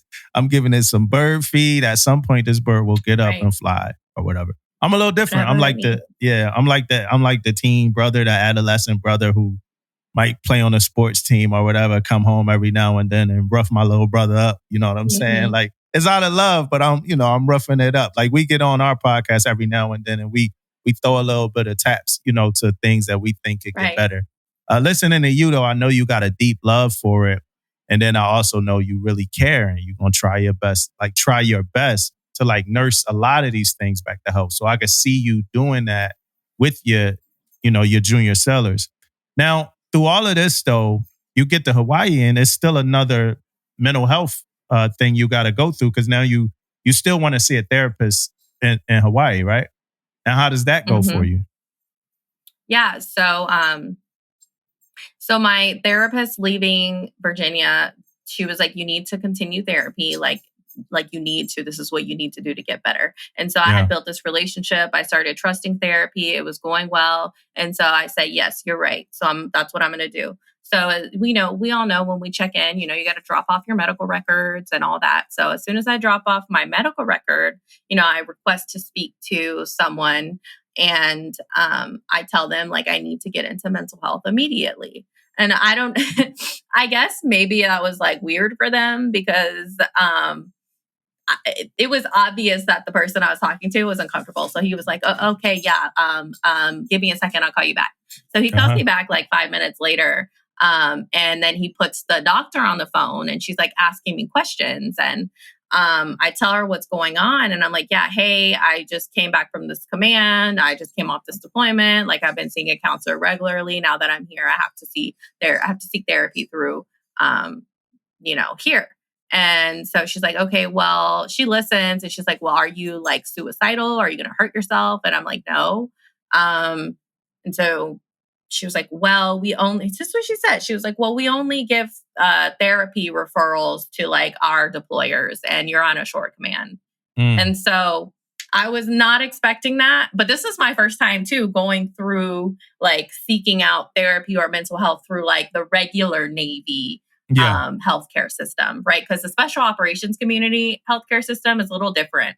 It's like very not privatized because it's still the Navy, but like it's very much their own doctors, their own providers. Like they have everything they need right there. don't have to outsource it to a regional facility or anything like that. So yeah, that was my first interaction. I was very surprised. I was like, okay. So I didn't really argue with her because I didn't know much about it.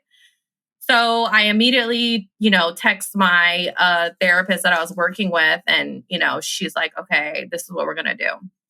And she's a civilian social worker. So like she's been working with the military. So she tells me to give her contact information to them, and have them reach out to her. So they did. And she talked to them. She gave them my notes, and then they gave me the referral.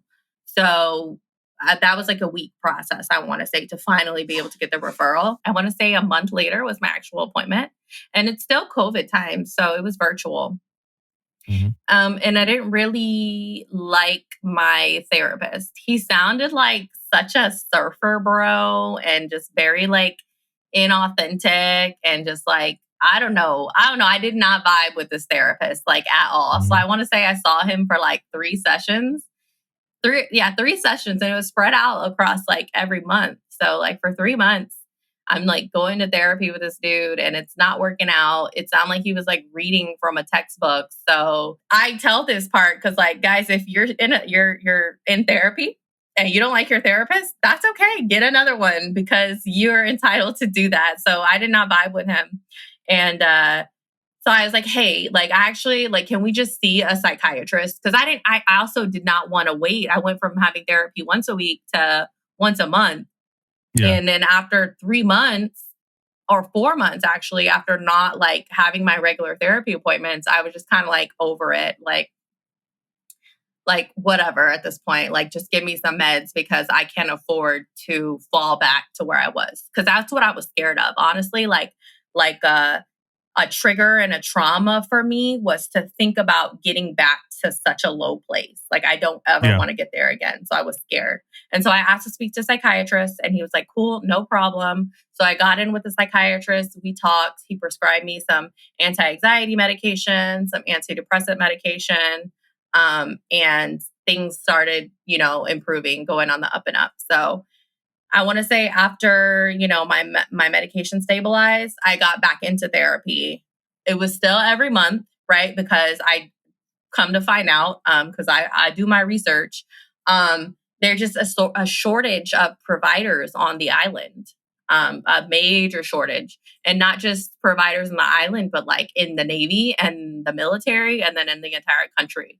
And so like, I'll just plug that in too. Like, that's another reason why I saw the need for something like a podcast to give people tools and resources that they might otherwise have had to wait to see a therapist or to talk to somebody about, when maybe they didn't need a therapist or a clinician, So yeah, and y'all drop a whole lot of jewels on your podcast, you and your guests, and we're gonna get into that in a second. But before we do, I got a question for you. While you were going through everything you were going through, how's your dad? Because you describe your dad as, to me, I see him as like this manly, lawnmower in one hand, bear in the other hand, shirt off, like this manly dude or whatever. Real macho, weightlifting and stuff. That's just how I project it, right? Yeah. Be your dad, so I know, him. Yeah, so when you going through all of this, do you even tell him, or are you like, nah, he's probably gonna rip somebody's head off if I tell him about this? Yeah, so no, that's funny that he's very much that like macho, very protective guy. So yeah, no, I knew better than to tell him anything while I was going through it. One, because I was like, he might act a fool. And then 2, because I felt embarrassed. Like I had always kind of wanted to like make him proud and, keep that like pure, like representation of myself in his eyes. And so I didn't want to tell him that out of fear that it would like change his opinion of me. Yeah. And that's kind of, it kind of sucks too, right? Yeah. To think that you're like some shit that happened to you, it'll change how your dad thinks about you, man. It's rough. Yeah, it was. So I didn't tell him. The only person that I really talked to about it at the time, and just even now was my best friends, like my best girlfriends. One of them's in the military, one of them's not. But I had their support and was able to talk to them about it. And yeah, we just went on, but I kept a lot of it in. And so, yeah, I did not talk to my dad. But he knows now because I'm out here with my story now. I talk about it on my podcast. And, I was telling him about the podcast and I was like, hey, yeah, you should listen to it. But like, hey, just know, like, the first episode is kind of what I went through, and you don't have to listen to that one if you don't want to, but it's probably going to make you mad. So he ended up listening to it and we talked about it. And, he was just like, I'm very, proud of you for what you're doing now. And, his thoughts were not skewed. And, he was like, I kind of expected, something like that to happen, unfortunately. So, I'm very proud of like how you handled it and navigated through it because, he's like, yeah, you're just strong. So it was good. Yeah. Strong is like a double entendre too, especially. Oh yeah. Right. Like the bodybuilding. Yeah. In your life, it's a double entendre. Now, when it comes to bodybuilding, you won something, right? Like you won a competition. Was this your first or your second one? That was my first one that I swept. I swept the show. I won I won first place in every category that I competed in. And that was 4 categories. So I ended up getting my pro card. Yeah, I was like, and that's just kind of me too. Like if there's one word that I can like put to describe myself, it's probably like tenacious. Like if I want something, I'm going to get it and I'm not going to stop. So by all means, right? So I ended up doing that. I accomplished that goal. Like I said earlier, like that was huge for me. And then the second show that I competed in, which was the end of my, competition phase, I had gotten 4th place in my pro show. So it was a pretty successful run, and I'm glad that I did it. Is it over for you? For now, I honestly, like when I was doing the bodybuilding thing, I didn't have dogs at the time, but I also, they fighting? They're like, he got the zoomies. Yeah, going crazy. He has the zoomies, so he's like running around crazy. Yeah, they going crazy. We've been building our audience. Hey, for the listeners, Stop. Man, we've been growing our audience. She got some furry friends over here, man. Some furry friends. We talked on Thursday. They wasn't this crazy. It was later. They were not. It was later. I don't know. Like, I'm sorry. This might stay in the episode. This might get edited out. I don't know what's going to happen, but these dogs are going crazy over here. I want to. I'm sorry. Nah, it's all good. Like in the midst of these dogs going crazy, here's my question. What do you believe your purpose is? Yeah. So actually it's crazy. It's crazy that you asked that because my therapist, the one that I actually found here in Hawaii that I did like, the second one, that was one of the first questions that she had asked me. Like, what is your purpose? And I had never really thought about that before, like ever. And so after thinking about it and, just thinking about like what I care about, what I'm passionate about, what I like to do and how that makes me feel, I landed on my purpose being to like help people. And I think that maybe that's a very like general thing. Like doctors help people. There's a lot of different fields where you can help people. But for me specifically, right, I want to help people. I want to help sailors. I want to help younger sailors feel empowered to stand up for what is right. I want them to feel empowered to speak up. I want them to feel empowered to hold the standard. And I want them to know, right, that like there's good people around that will protect and shield them from the bad people. And I kind of saw it as like a calling. And so that's what I want to do. Not because I have to, but I genuinely enjoy doing that. And so, if I had to say what my purpose is, it's to help people. So would you ever, now that's helping people in the Navy. Would you ever work in the mental health field professionally? I have always been interested in psychology, but I I don't know that I could not handle, but I don't know if I just would want to work with people as a full-time job. Not that I don't like people, I love them, but I'm also like I like numbers and just like focusing on certain things. Like my goal ultimately, like when I do get out of the Navy, would probably be to like work as like a data analyst or in like, like business intelligence or something. So, because I like problems, I like solving problems. And that's what I think I would want to do afterwards. Still, right? Like care and help people, but I don't know if I want to like be an actual, social worker or therapist full time. Yeah. Now, speaking about like, if that makes sense. Yeah, it does.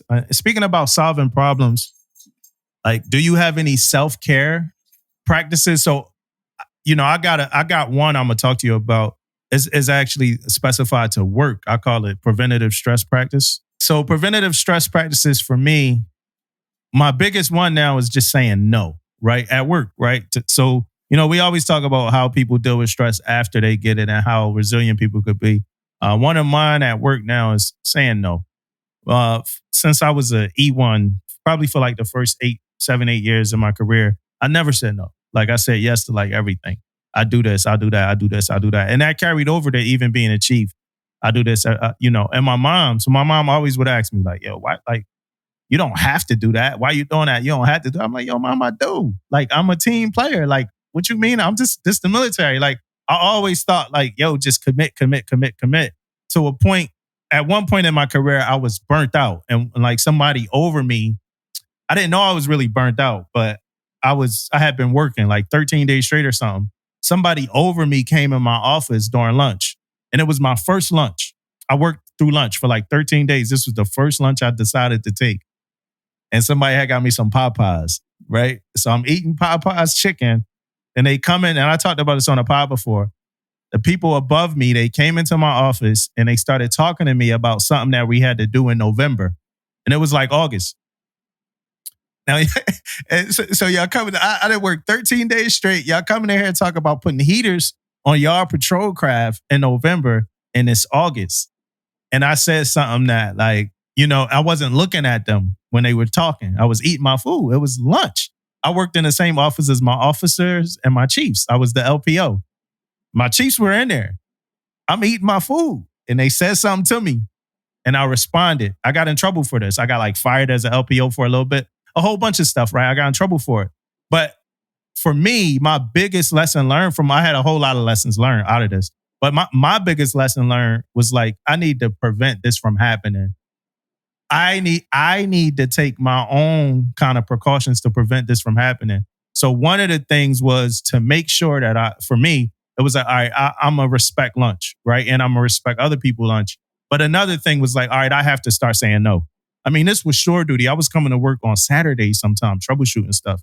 So it's like, all right, let me start saying no. So I've started saying no a lot. You know what I mean? The thing is now when I do decide to work, or not when I decide to work, I'm always working. But when I do something, I'm going to give you 100%. But I'm not doing everything anymore. I'm not pushing to be a part of this, a part of that, a part of this, a part of that. So if you you could just meet me, and I could say no to you day one. You know what I mean? And that might not be a good impression. Like, oh, this dude don't want to do nothing. But day 2, day 3, it's going to be something that I do. So I wanted to know from you, do you have any of those things like work related that you use to kind of keep yourself in a good mental space? Yeah, so I'm not even going to front. Like I struggle so much with like what you just talked about. And I have to work really hard every single day to be able to say no. And that comes from a place of just like me caring so much and wanting to, fix everything for everyone. And it took until I met a really great, solid mentor to really just kind of, pull me aside and say, hey, I'm watching you, I see you, and this is what you need to do. Because if you don't, then it's not gonna be well, especially as you move through the ranks. And so I listened to her and, what she recommended to me. And it kind of goes along with, you saying no and, making sure you do those preventative things, is to set boundaries. And so I had to set boundaries. So these are specific hours when I was available for people to just approach me with anything, or with admin. And so I started with that. And so it's progressively been getting better with me setting boundaries. So a lot of people will see, my work ethic, or they want me to help them with something because they know that they can depend on me. And so I tend to just want to help, right? I want to help everybody and do everything. So, then I had to realize, all right, I have to start saying no to helping with these projects or to being a part of these things. And that was hard too, because I want to help, and it's really difficult to say no. But I will say that after, some months of practice, it has definitely made things a lot easier. And honestly, just recently, I had to set the hard boundary, like, no, you will not stay at work past a certain time. And so I had to start, unwillingly, like, forcing myself. I even had an accountability partner. I had my warrant officer, like, hey, no, you make me leave this building at this time. And so that's helped too, right? Because then I have time at home with my dogs and time to focus on me, as far as like my physical health. Because like you asked me if I was ever going to get back into bodybuilding, like, I don't have time. And I want to eventually, because that's something that is for me, purely for me, but I just don't have the time to do that. And so as I've started to like take on more and more of these things at work, I have definitely not been able to balance like the me part. And so I haven't, been working out as often as I would want to, because I'm like, oh, I'll just stay at work, an extra 2 hours, or, instead of going to the gym.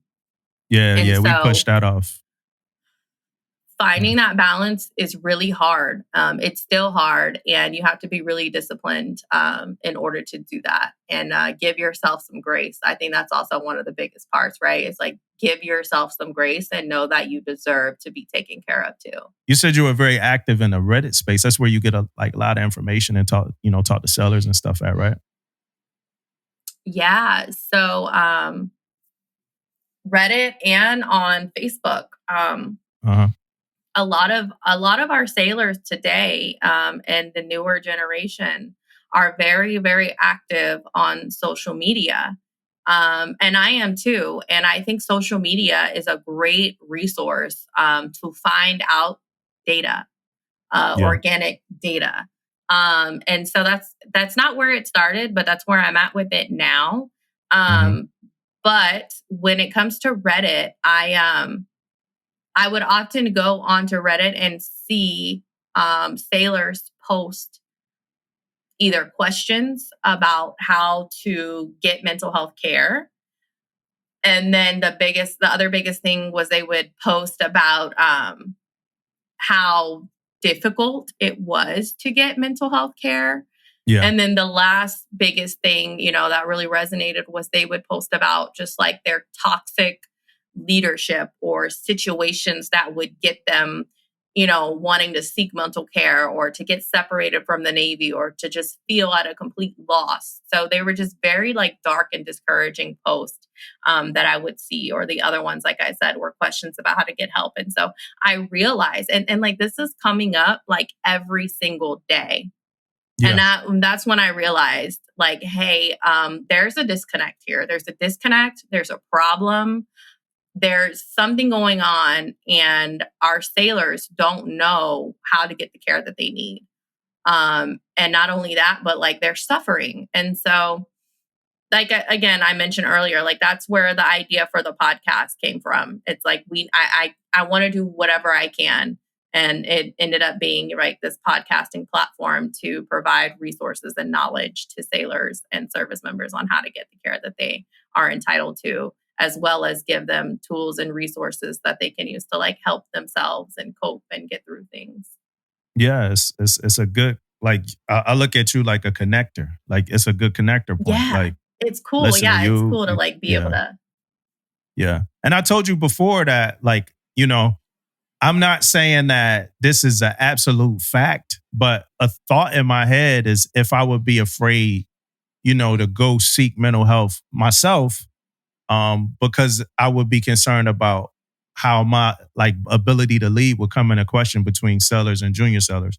So like I said, I've grown a lot, recently where I do believe that I would go seek mental health. And I always advocate my sellers to go, like we don't need, like we don't need you here more than you need to take care of yourself. Cause a lot of people get that Right. like, yo, I need to be on a team. I gotta, you need to take care of yourself first. Cause that's the muscle that, that kind of moves everything. But when it comes to me, I'm not sure what I would do if I was in that situation. I would like to think that I would go report, but then it's a part of me somewhere that believes, I don't know, like would I just go through it? Would I just like my knee, for instance, like it's like, yo, I could just push through the PFA.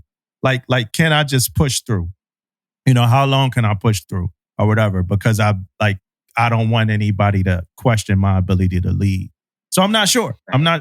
I'm personally, still not sure what I would do. You know what I'm saying? And I think that is a good thing that you brought up. And I was thinking about it a little bit more. And as you were talking, it's like it's okay to feel like that, because it's new, it's changing. Bottom line is you should take care of yourself. And what that looks like doesn't always have to be going to see a mental health care provider, right? So you said, maybe you would just push through, like if you would push through a knee injury. Well, our bodies are powerful and our bodies are healing. Like eventually over time, your knee is going to heal and you're going to be okay, even if you don't get medical treatment. That treatment might just speed it up.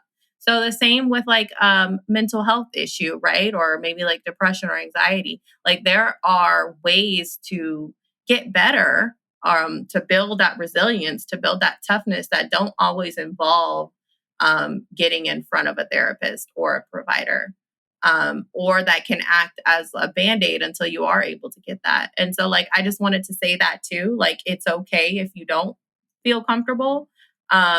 But then to the idea that it would question your leadership ability, I don't think that it would at all, but that's just my personal opinion, right? Leaders set the example, and the example that we want to set for our sailors and anybody that we lead should be to seek out help if you need it.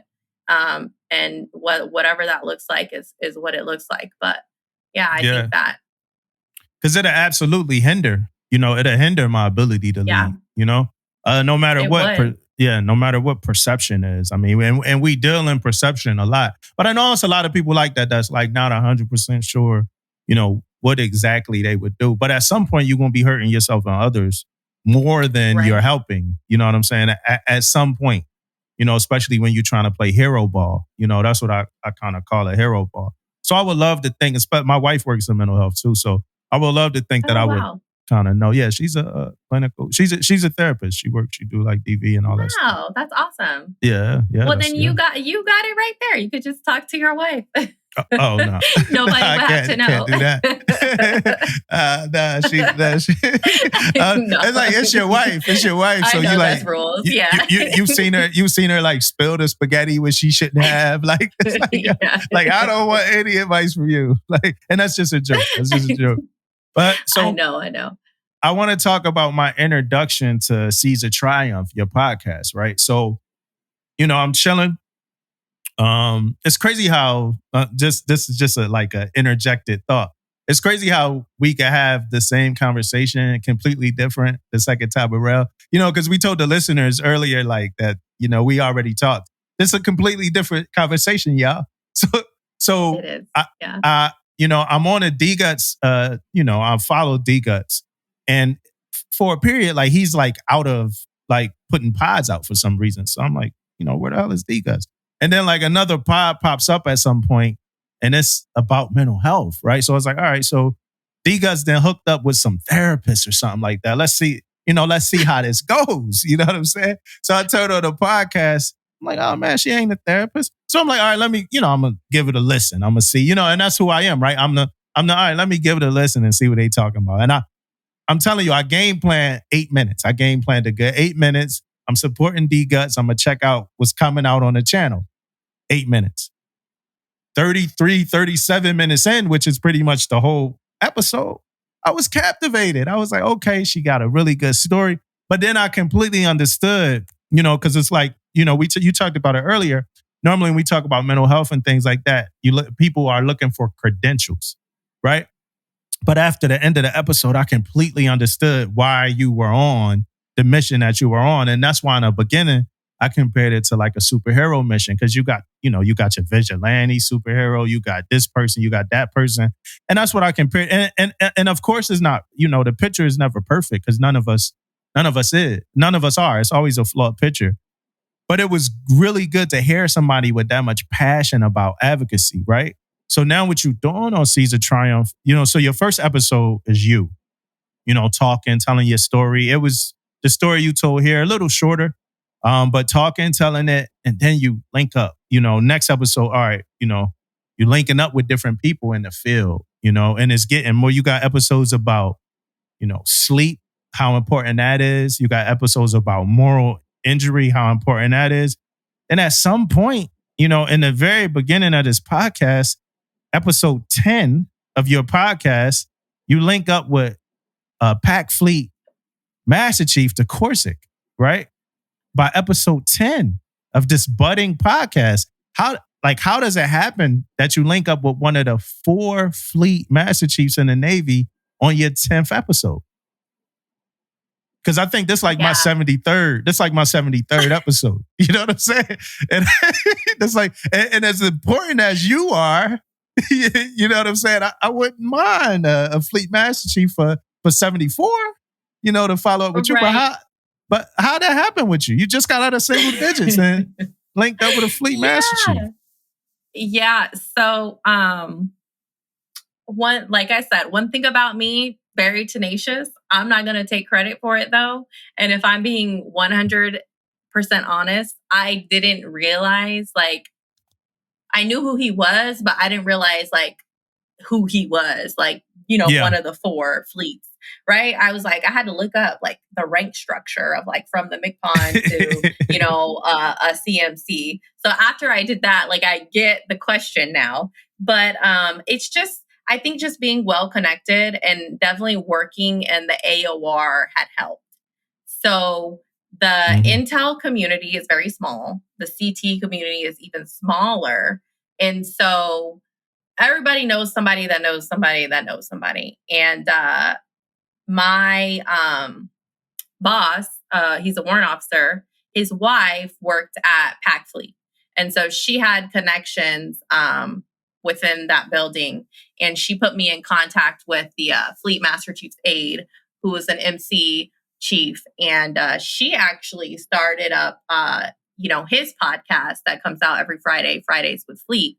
And so before, this whole connection situation even got rolling, he was written on my list as somebody to talk to. And actually reached out to D-Guts, hey, you should get him on your podcast. He talks about leadership, and what better person to listen to, the Fleet Master Chief. So maybe we could hear what he has to say.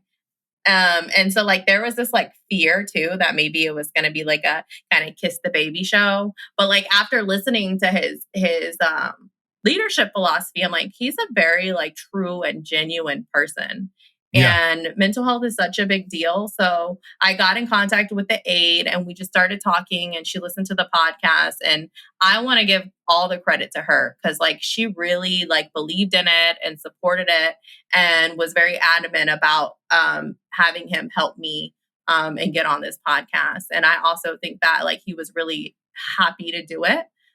Because he says he doesn't get to interact with a lot of the sailors anymore. And so that's what he likes doing. And he cares a lot about them. So yeah, it was something that he really wanted to get behind. And I think that's kind of how we got here. But I'm very glad that he did, and we did. It was a very great and awesome opportunity, and just the type of person that he is and everything that he had to say. It really instilled even more hope in me. that, as a Navy in time, we're gonna get better. Yeah, I think it's pretty cool that you do this podcast because I think you gain a whole lot from your guest as well. I was listening to one of your episodes with Dr. John Cordell, and it's about sleep, which is a great episode to have because we all, at some point or another, we all are deficient when it comes to sleep, especially on deployments and stuff. For those sailors that's not even in combat, deployments just going underway to the Mediterranean, stuff like that. Just by the way our sleep schedules are, the circadian rhythms and stuff like that, right? But one of the things that he mentioned was that you never know who you're approaching. Like people are fighting these like invisible battles, and he mentioned that somebody could have just put their dog down, and that resonated with me because I had a friend of mine, another chief in MS, who had just put his dog down, and I talked to him that morning, just one morning. I just, hey, how you doing? Just normal, how you doing? And he was like, man, I'm probably going to be putting my dog down this week, And then I checked up on him, and he had already put his dog down, But it's like, if I didn't ask him that, something like, let's say something went wrong or, it was something. If I didn't ask him that, I wouldn't even know who I was talking to, I'd have been coming at him a different way than the day that he was having in his head. And the same thing just happened to me with another chief in a committee that I'm a part of. I just so happened to just reach out. Hey, how you doing? This don't have nothing to do. So she hasn't really been that active in a committee, but I wasn't even reaching out. I said, this don't have nothing to do with the committee. Just how are you doing? And then she laid something real heavy on me, real heavy, So yeah, that really resonated with me. What Dr. John Cordell said is that you never know what somebody going through on a day to day. You're expecting them to be 120 and they don't have it in their own head. Yeah, they coming to work. We got to be here. We're not like, we didn't have a breakdown. It's just something happened at home that we dealing with. So that was a hard hitter for me right there. Mm-hmm. Yep. And that's why, and I always try to spread the message, right? You never know what somebody's going through. So be kind all the time. It's like, just be kind, give people grace. We all got something that we are going through. Yeah. How did you come up with the title, Seize a Triumph? Yes. So I was looking for a very a catchy name. I didn't want to have anything boring. But so it was a topic of like resiliency. And when I think of resiliency, I think of like breaking through a barrier.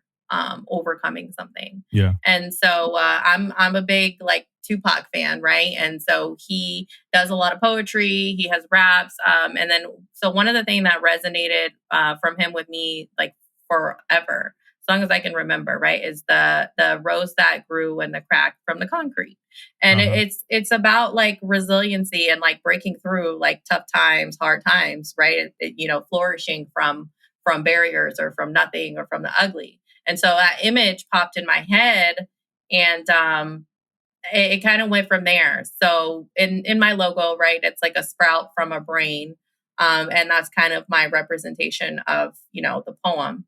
However, a seed of triumph, that's where the seed came from the sprout. And so a triumph is like winning, overcoming something. And so that's kind of how it all interconnected. And I'm happy with where we ended up. Yeah, that's pretty cool. Where can people find it? Where can people find a podcast? Yeah, so the podcast is streaming everywhere. Like you can look us up in the iTunes podcast repository, Spotify, iHeartRadio, Pandora. Like it's everywhere. And honestly, it's so easy to do. Like it's so easy. So if you want to make your own podcast and get it out there, like it's not that hard. Yeah, just do some research and have something. So, have a purpose though. Don't just right. Don't just make a pod. You know what I'm saying? Have a purpose. Have a purpose. Have a mission, and do that. It's not hard to start one, but have a purpose, please. Instagram, right? Is it Seeds of Triumph on Instagram or Seeds of Triumph? Yep, it is Seeds of Triumph podcast. Seeds of Triumph podcast. So that's, and we have a Facebook page too. So question for you. We do something on this podcast called Do Better, right? I'm sure you know about it. Do better. I'm gonna put you on a spot here, right? Can I have an on the spot do better from you? Yeah. I need to do better.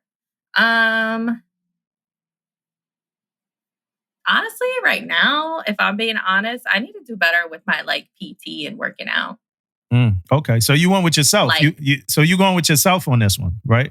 I'm going with myself, but it also like it's not just for me too though, because I just ran a whole like CFL cycle, PFA cycle last time, and I put my physical fitness on the back burner. Yeah. So as we approach this next one, I'm like, damn, like I'm supposed to be the example. Yeah. If I can't keep up, like, what does that say? So I need to do better. Mm-hmm. Outside of podcasts, is there anything else that you hope to do with your platform? I always have tons of ideas. So many ideas. I'm sure that I'm going to end up somewhere else eventually. But, as far as the podcast goes, I know that there's so many more stories to tell. And, I have a lot of people on there that are like higher ranking or that maybe a doctor or, have these qualifications, but like I really want to get into like the junior sailors or maybe like the lower sailors mind and have their point of view. So maybe eventually, I can maybe make a series like that, but I have to be able to reach them. And so I hope that this podcast is reaching that audience as well. Because that's really who I want to help and who I want to feel empowered. Yeah, same here. We do too. So shout out to the junior sailors. Like we want to talk to more y'all. We want to hear from more y'all. We really do. Like it connects for some reason with senior sailors and stuff like that. And it might be because it's a podcast and like old people listen to podcasts, something like that. Who knows? I don't know. But we definitely want to talk to the young sailors and stuff like that. But based off of the things you read and the sellers that you do speak with from via Reddit or these Facebook groups, what's some of the things that you like heard or some of the things you gathered to be the reasons why people don't seek help? Yeah. So doing a lot of research, social media being one of the data sources in that, and then, just studies by various organizations. I would say that the biggest reason that not just military members, but people in general don't seek help for mental health is because of the stigma around it. They're scared that something is going to happen as a result, whether that be them losing their job or them being made fun of, them being viewed as weak, anything that is going to have a consequence. So that is one of the biggest barriers. And then number two, I think not reasons why people don't, but reasons that people can't get mental health care is because one, they don't know how to. And then two, because there's not enough. There's too much demand and not enough supply. And so, we all have to do better at knowing what's out there and then informing each other what's out there and how to get it. We can't do much about the lack of mental health providers, but what we can do, right, is what we're doing now is having these conversations and offering up advice and solutions and resources that we can use temporarily until we can get in front of those providers. Yeah. And you talk a lot about a lot of the good things that the Navy is doing to, a lot of things the Navy is doing better to make mental health better for service members. Can you tell me a few of those things? Yeah. So the Navy, more recently came out with the mental health playbook. And, I just said, we have to do better at informing each other and knowing what's out there. Well, that playbook can act as a guide of what's out there and kind of how to navigate the system. And so, that's one thing. And even bigger than that is the Navy has kind of reorganized and they gave it a new name, but instead of the 21st century sailor office, it's the culture of excellence office, and there's another one. It's like a resiliency office. So it's like big Navy level, headquarters that address these things to help the people and the sailors in the fleet. And so that is something that I don't think a lot of us know about. There's POCs, there's emails. You can always, it's like the Uniform Matters office, right? Like we all have questions about uniforms and we email them and they get back to us. So, it's kind of the same. So if you have a question or an issue, why not address it and know where to go to get the resources or address the issue. Yeah, I just saw that the Gerald Ford, they got expanded operational stress control dogs on board. They got an expanded operational stress control dog on board now. You know, that's pretty cool. I'm hoping that, we get one, on the ship that I'm going to. I was so excited about that. I've been looking to get in contact actually with I just need to find a person. And actually that was going to be one of my leads to talk about the positive effects that animals and dogs can have on our mental health and our stress. So yeah. Superhero origin story type stuff, right? Telling to dogs. So do you book record? I'm big on, if you listen to the podcast, which I'm sure you have, don't know how far you make it in, but at the very end of it, I normally talk about a book. So I'm super big on books, and hopefully our listeners have traveled with me in this realm of books and things like that. You got any book recommendations for the listeners? I have a lot of book recommendations. I'm a big reader. I always have been. When it comes to leadership, there's a couple books or a couple authors, I'll say, Brené Brown and Simon Sinek. They have some really good material. I will say It Starts With Why by Simon Sinek is probably the one that I would recommend. Yeah. And then Dare to Lead by Brené Brown. Those books are more a corporate level type leadership, but they hit on very foundational principles that can apply to anything, especially the military. So I recommend checking those out. And then when it comes to wellness and resiliency, and just about the brain and mental health, one that I love, when I was going through the thick of all my issues after the first deployment, and I was kind of confused about feeling depressed and anxious because I had never felt like that, I picked up a book, and it was called Unfuck Your Brain, by Faith Harper. So it's a short, light read. Right. It's about the brain and how the brain works. How is it a light read? But no, she does a really good job. No, she does a really good job at breaking it down and just being fun in her language, and just explaining, how the brain works for all of us. And that really helped me, in a sense. Is oh, this is normal. It's not weird for me to be feeling like this. And then in the realm of resiliency, this is a very popular book, and it's the one by David Goggins. Can't Hurt Me. He went through and persevered through many, many different obstacles to get to where he ultimately wanted to be. So that one's kind of a story of inspiration, and just a testament of how much, grit and willpower somebody can truly have. So that one I really like too. And then I read a lot of fiction, horror genre type books. That's my primary source of reading. This one's not horror particularly, but it's called A Little Life. And it's about just relationships and friendships and how important it is and how important, being kind is and how the effects of good friendships and relationships can help in life. And so I really love that book. That one had me crying. But it's really good and powerful. You read them or you do audiobooks? I read. I like to sit with a book, a paper copy book. I have a bookshelf full of tons of books, and just kind of go through page by page. Something about having the physical book in my hand. Okay. Hey, people, Dezarae Brigham, Caesar Triumph, and the Dog Pound. He had the dog pound with her. Yes.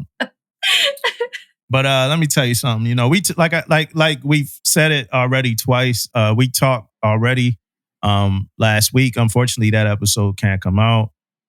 We said too many disparaging things about the Navy. No, that didn't happen. But it just, the audio was messed up, so we had to redo this. But I told you before, keep it up. Keep it up. Keep grinding it out. Keep trying to heal that wounded bird. Keep pushing through. Keep, these stories, the things that you connect in, these people you're talking to. We've never had a space like this before. That's understandable. Easily palatable, easy to kind of comprehend, that young sellers really do need to tap into and listen to, and us leaders. So I wish you the best with all your endeavors. And, if you ever need anything, we're here. I'm here for you on every aspect, whether it be Navy or whatever, so you can always reach out to us. I know Damon and Tish would have loved to be here, but unfortunately they can't. And I hope this isn't the last time we talk. You know what I'm saying? No, it won't be. Yeah. Yeah. I'm sure you're going to have a Mick Pine on by episode 17. You know what I'm saying? So hopefully. Yeah. So, we'll do a joint pod. Look, if I get the Mick Pine on, I'm bringing you and D-Guts and everybody else on there too. Yeah. Bring the whole community. Yeah, whole community. Mm-hmm. But good luck. And I appreciate you giving me another chance to talk to you, and another chance that, we could get your story out there. So thank you. Of course. Well, I can't do it alone, right? So like all the audience, the listeners, like help me on this mission, on this effort, right? By just like helping break down that mental health stigma and caring about your people and being the best leaders that you could be for them. Thank you.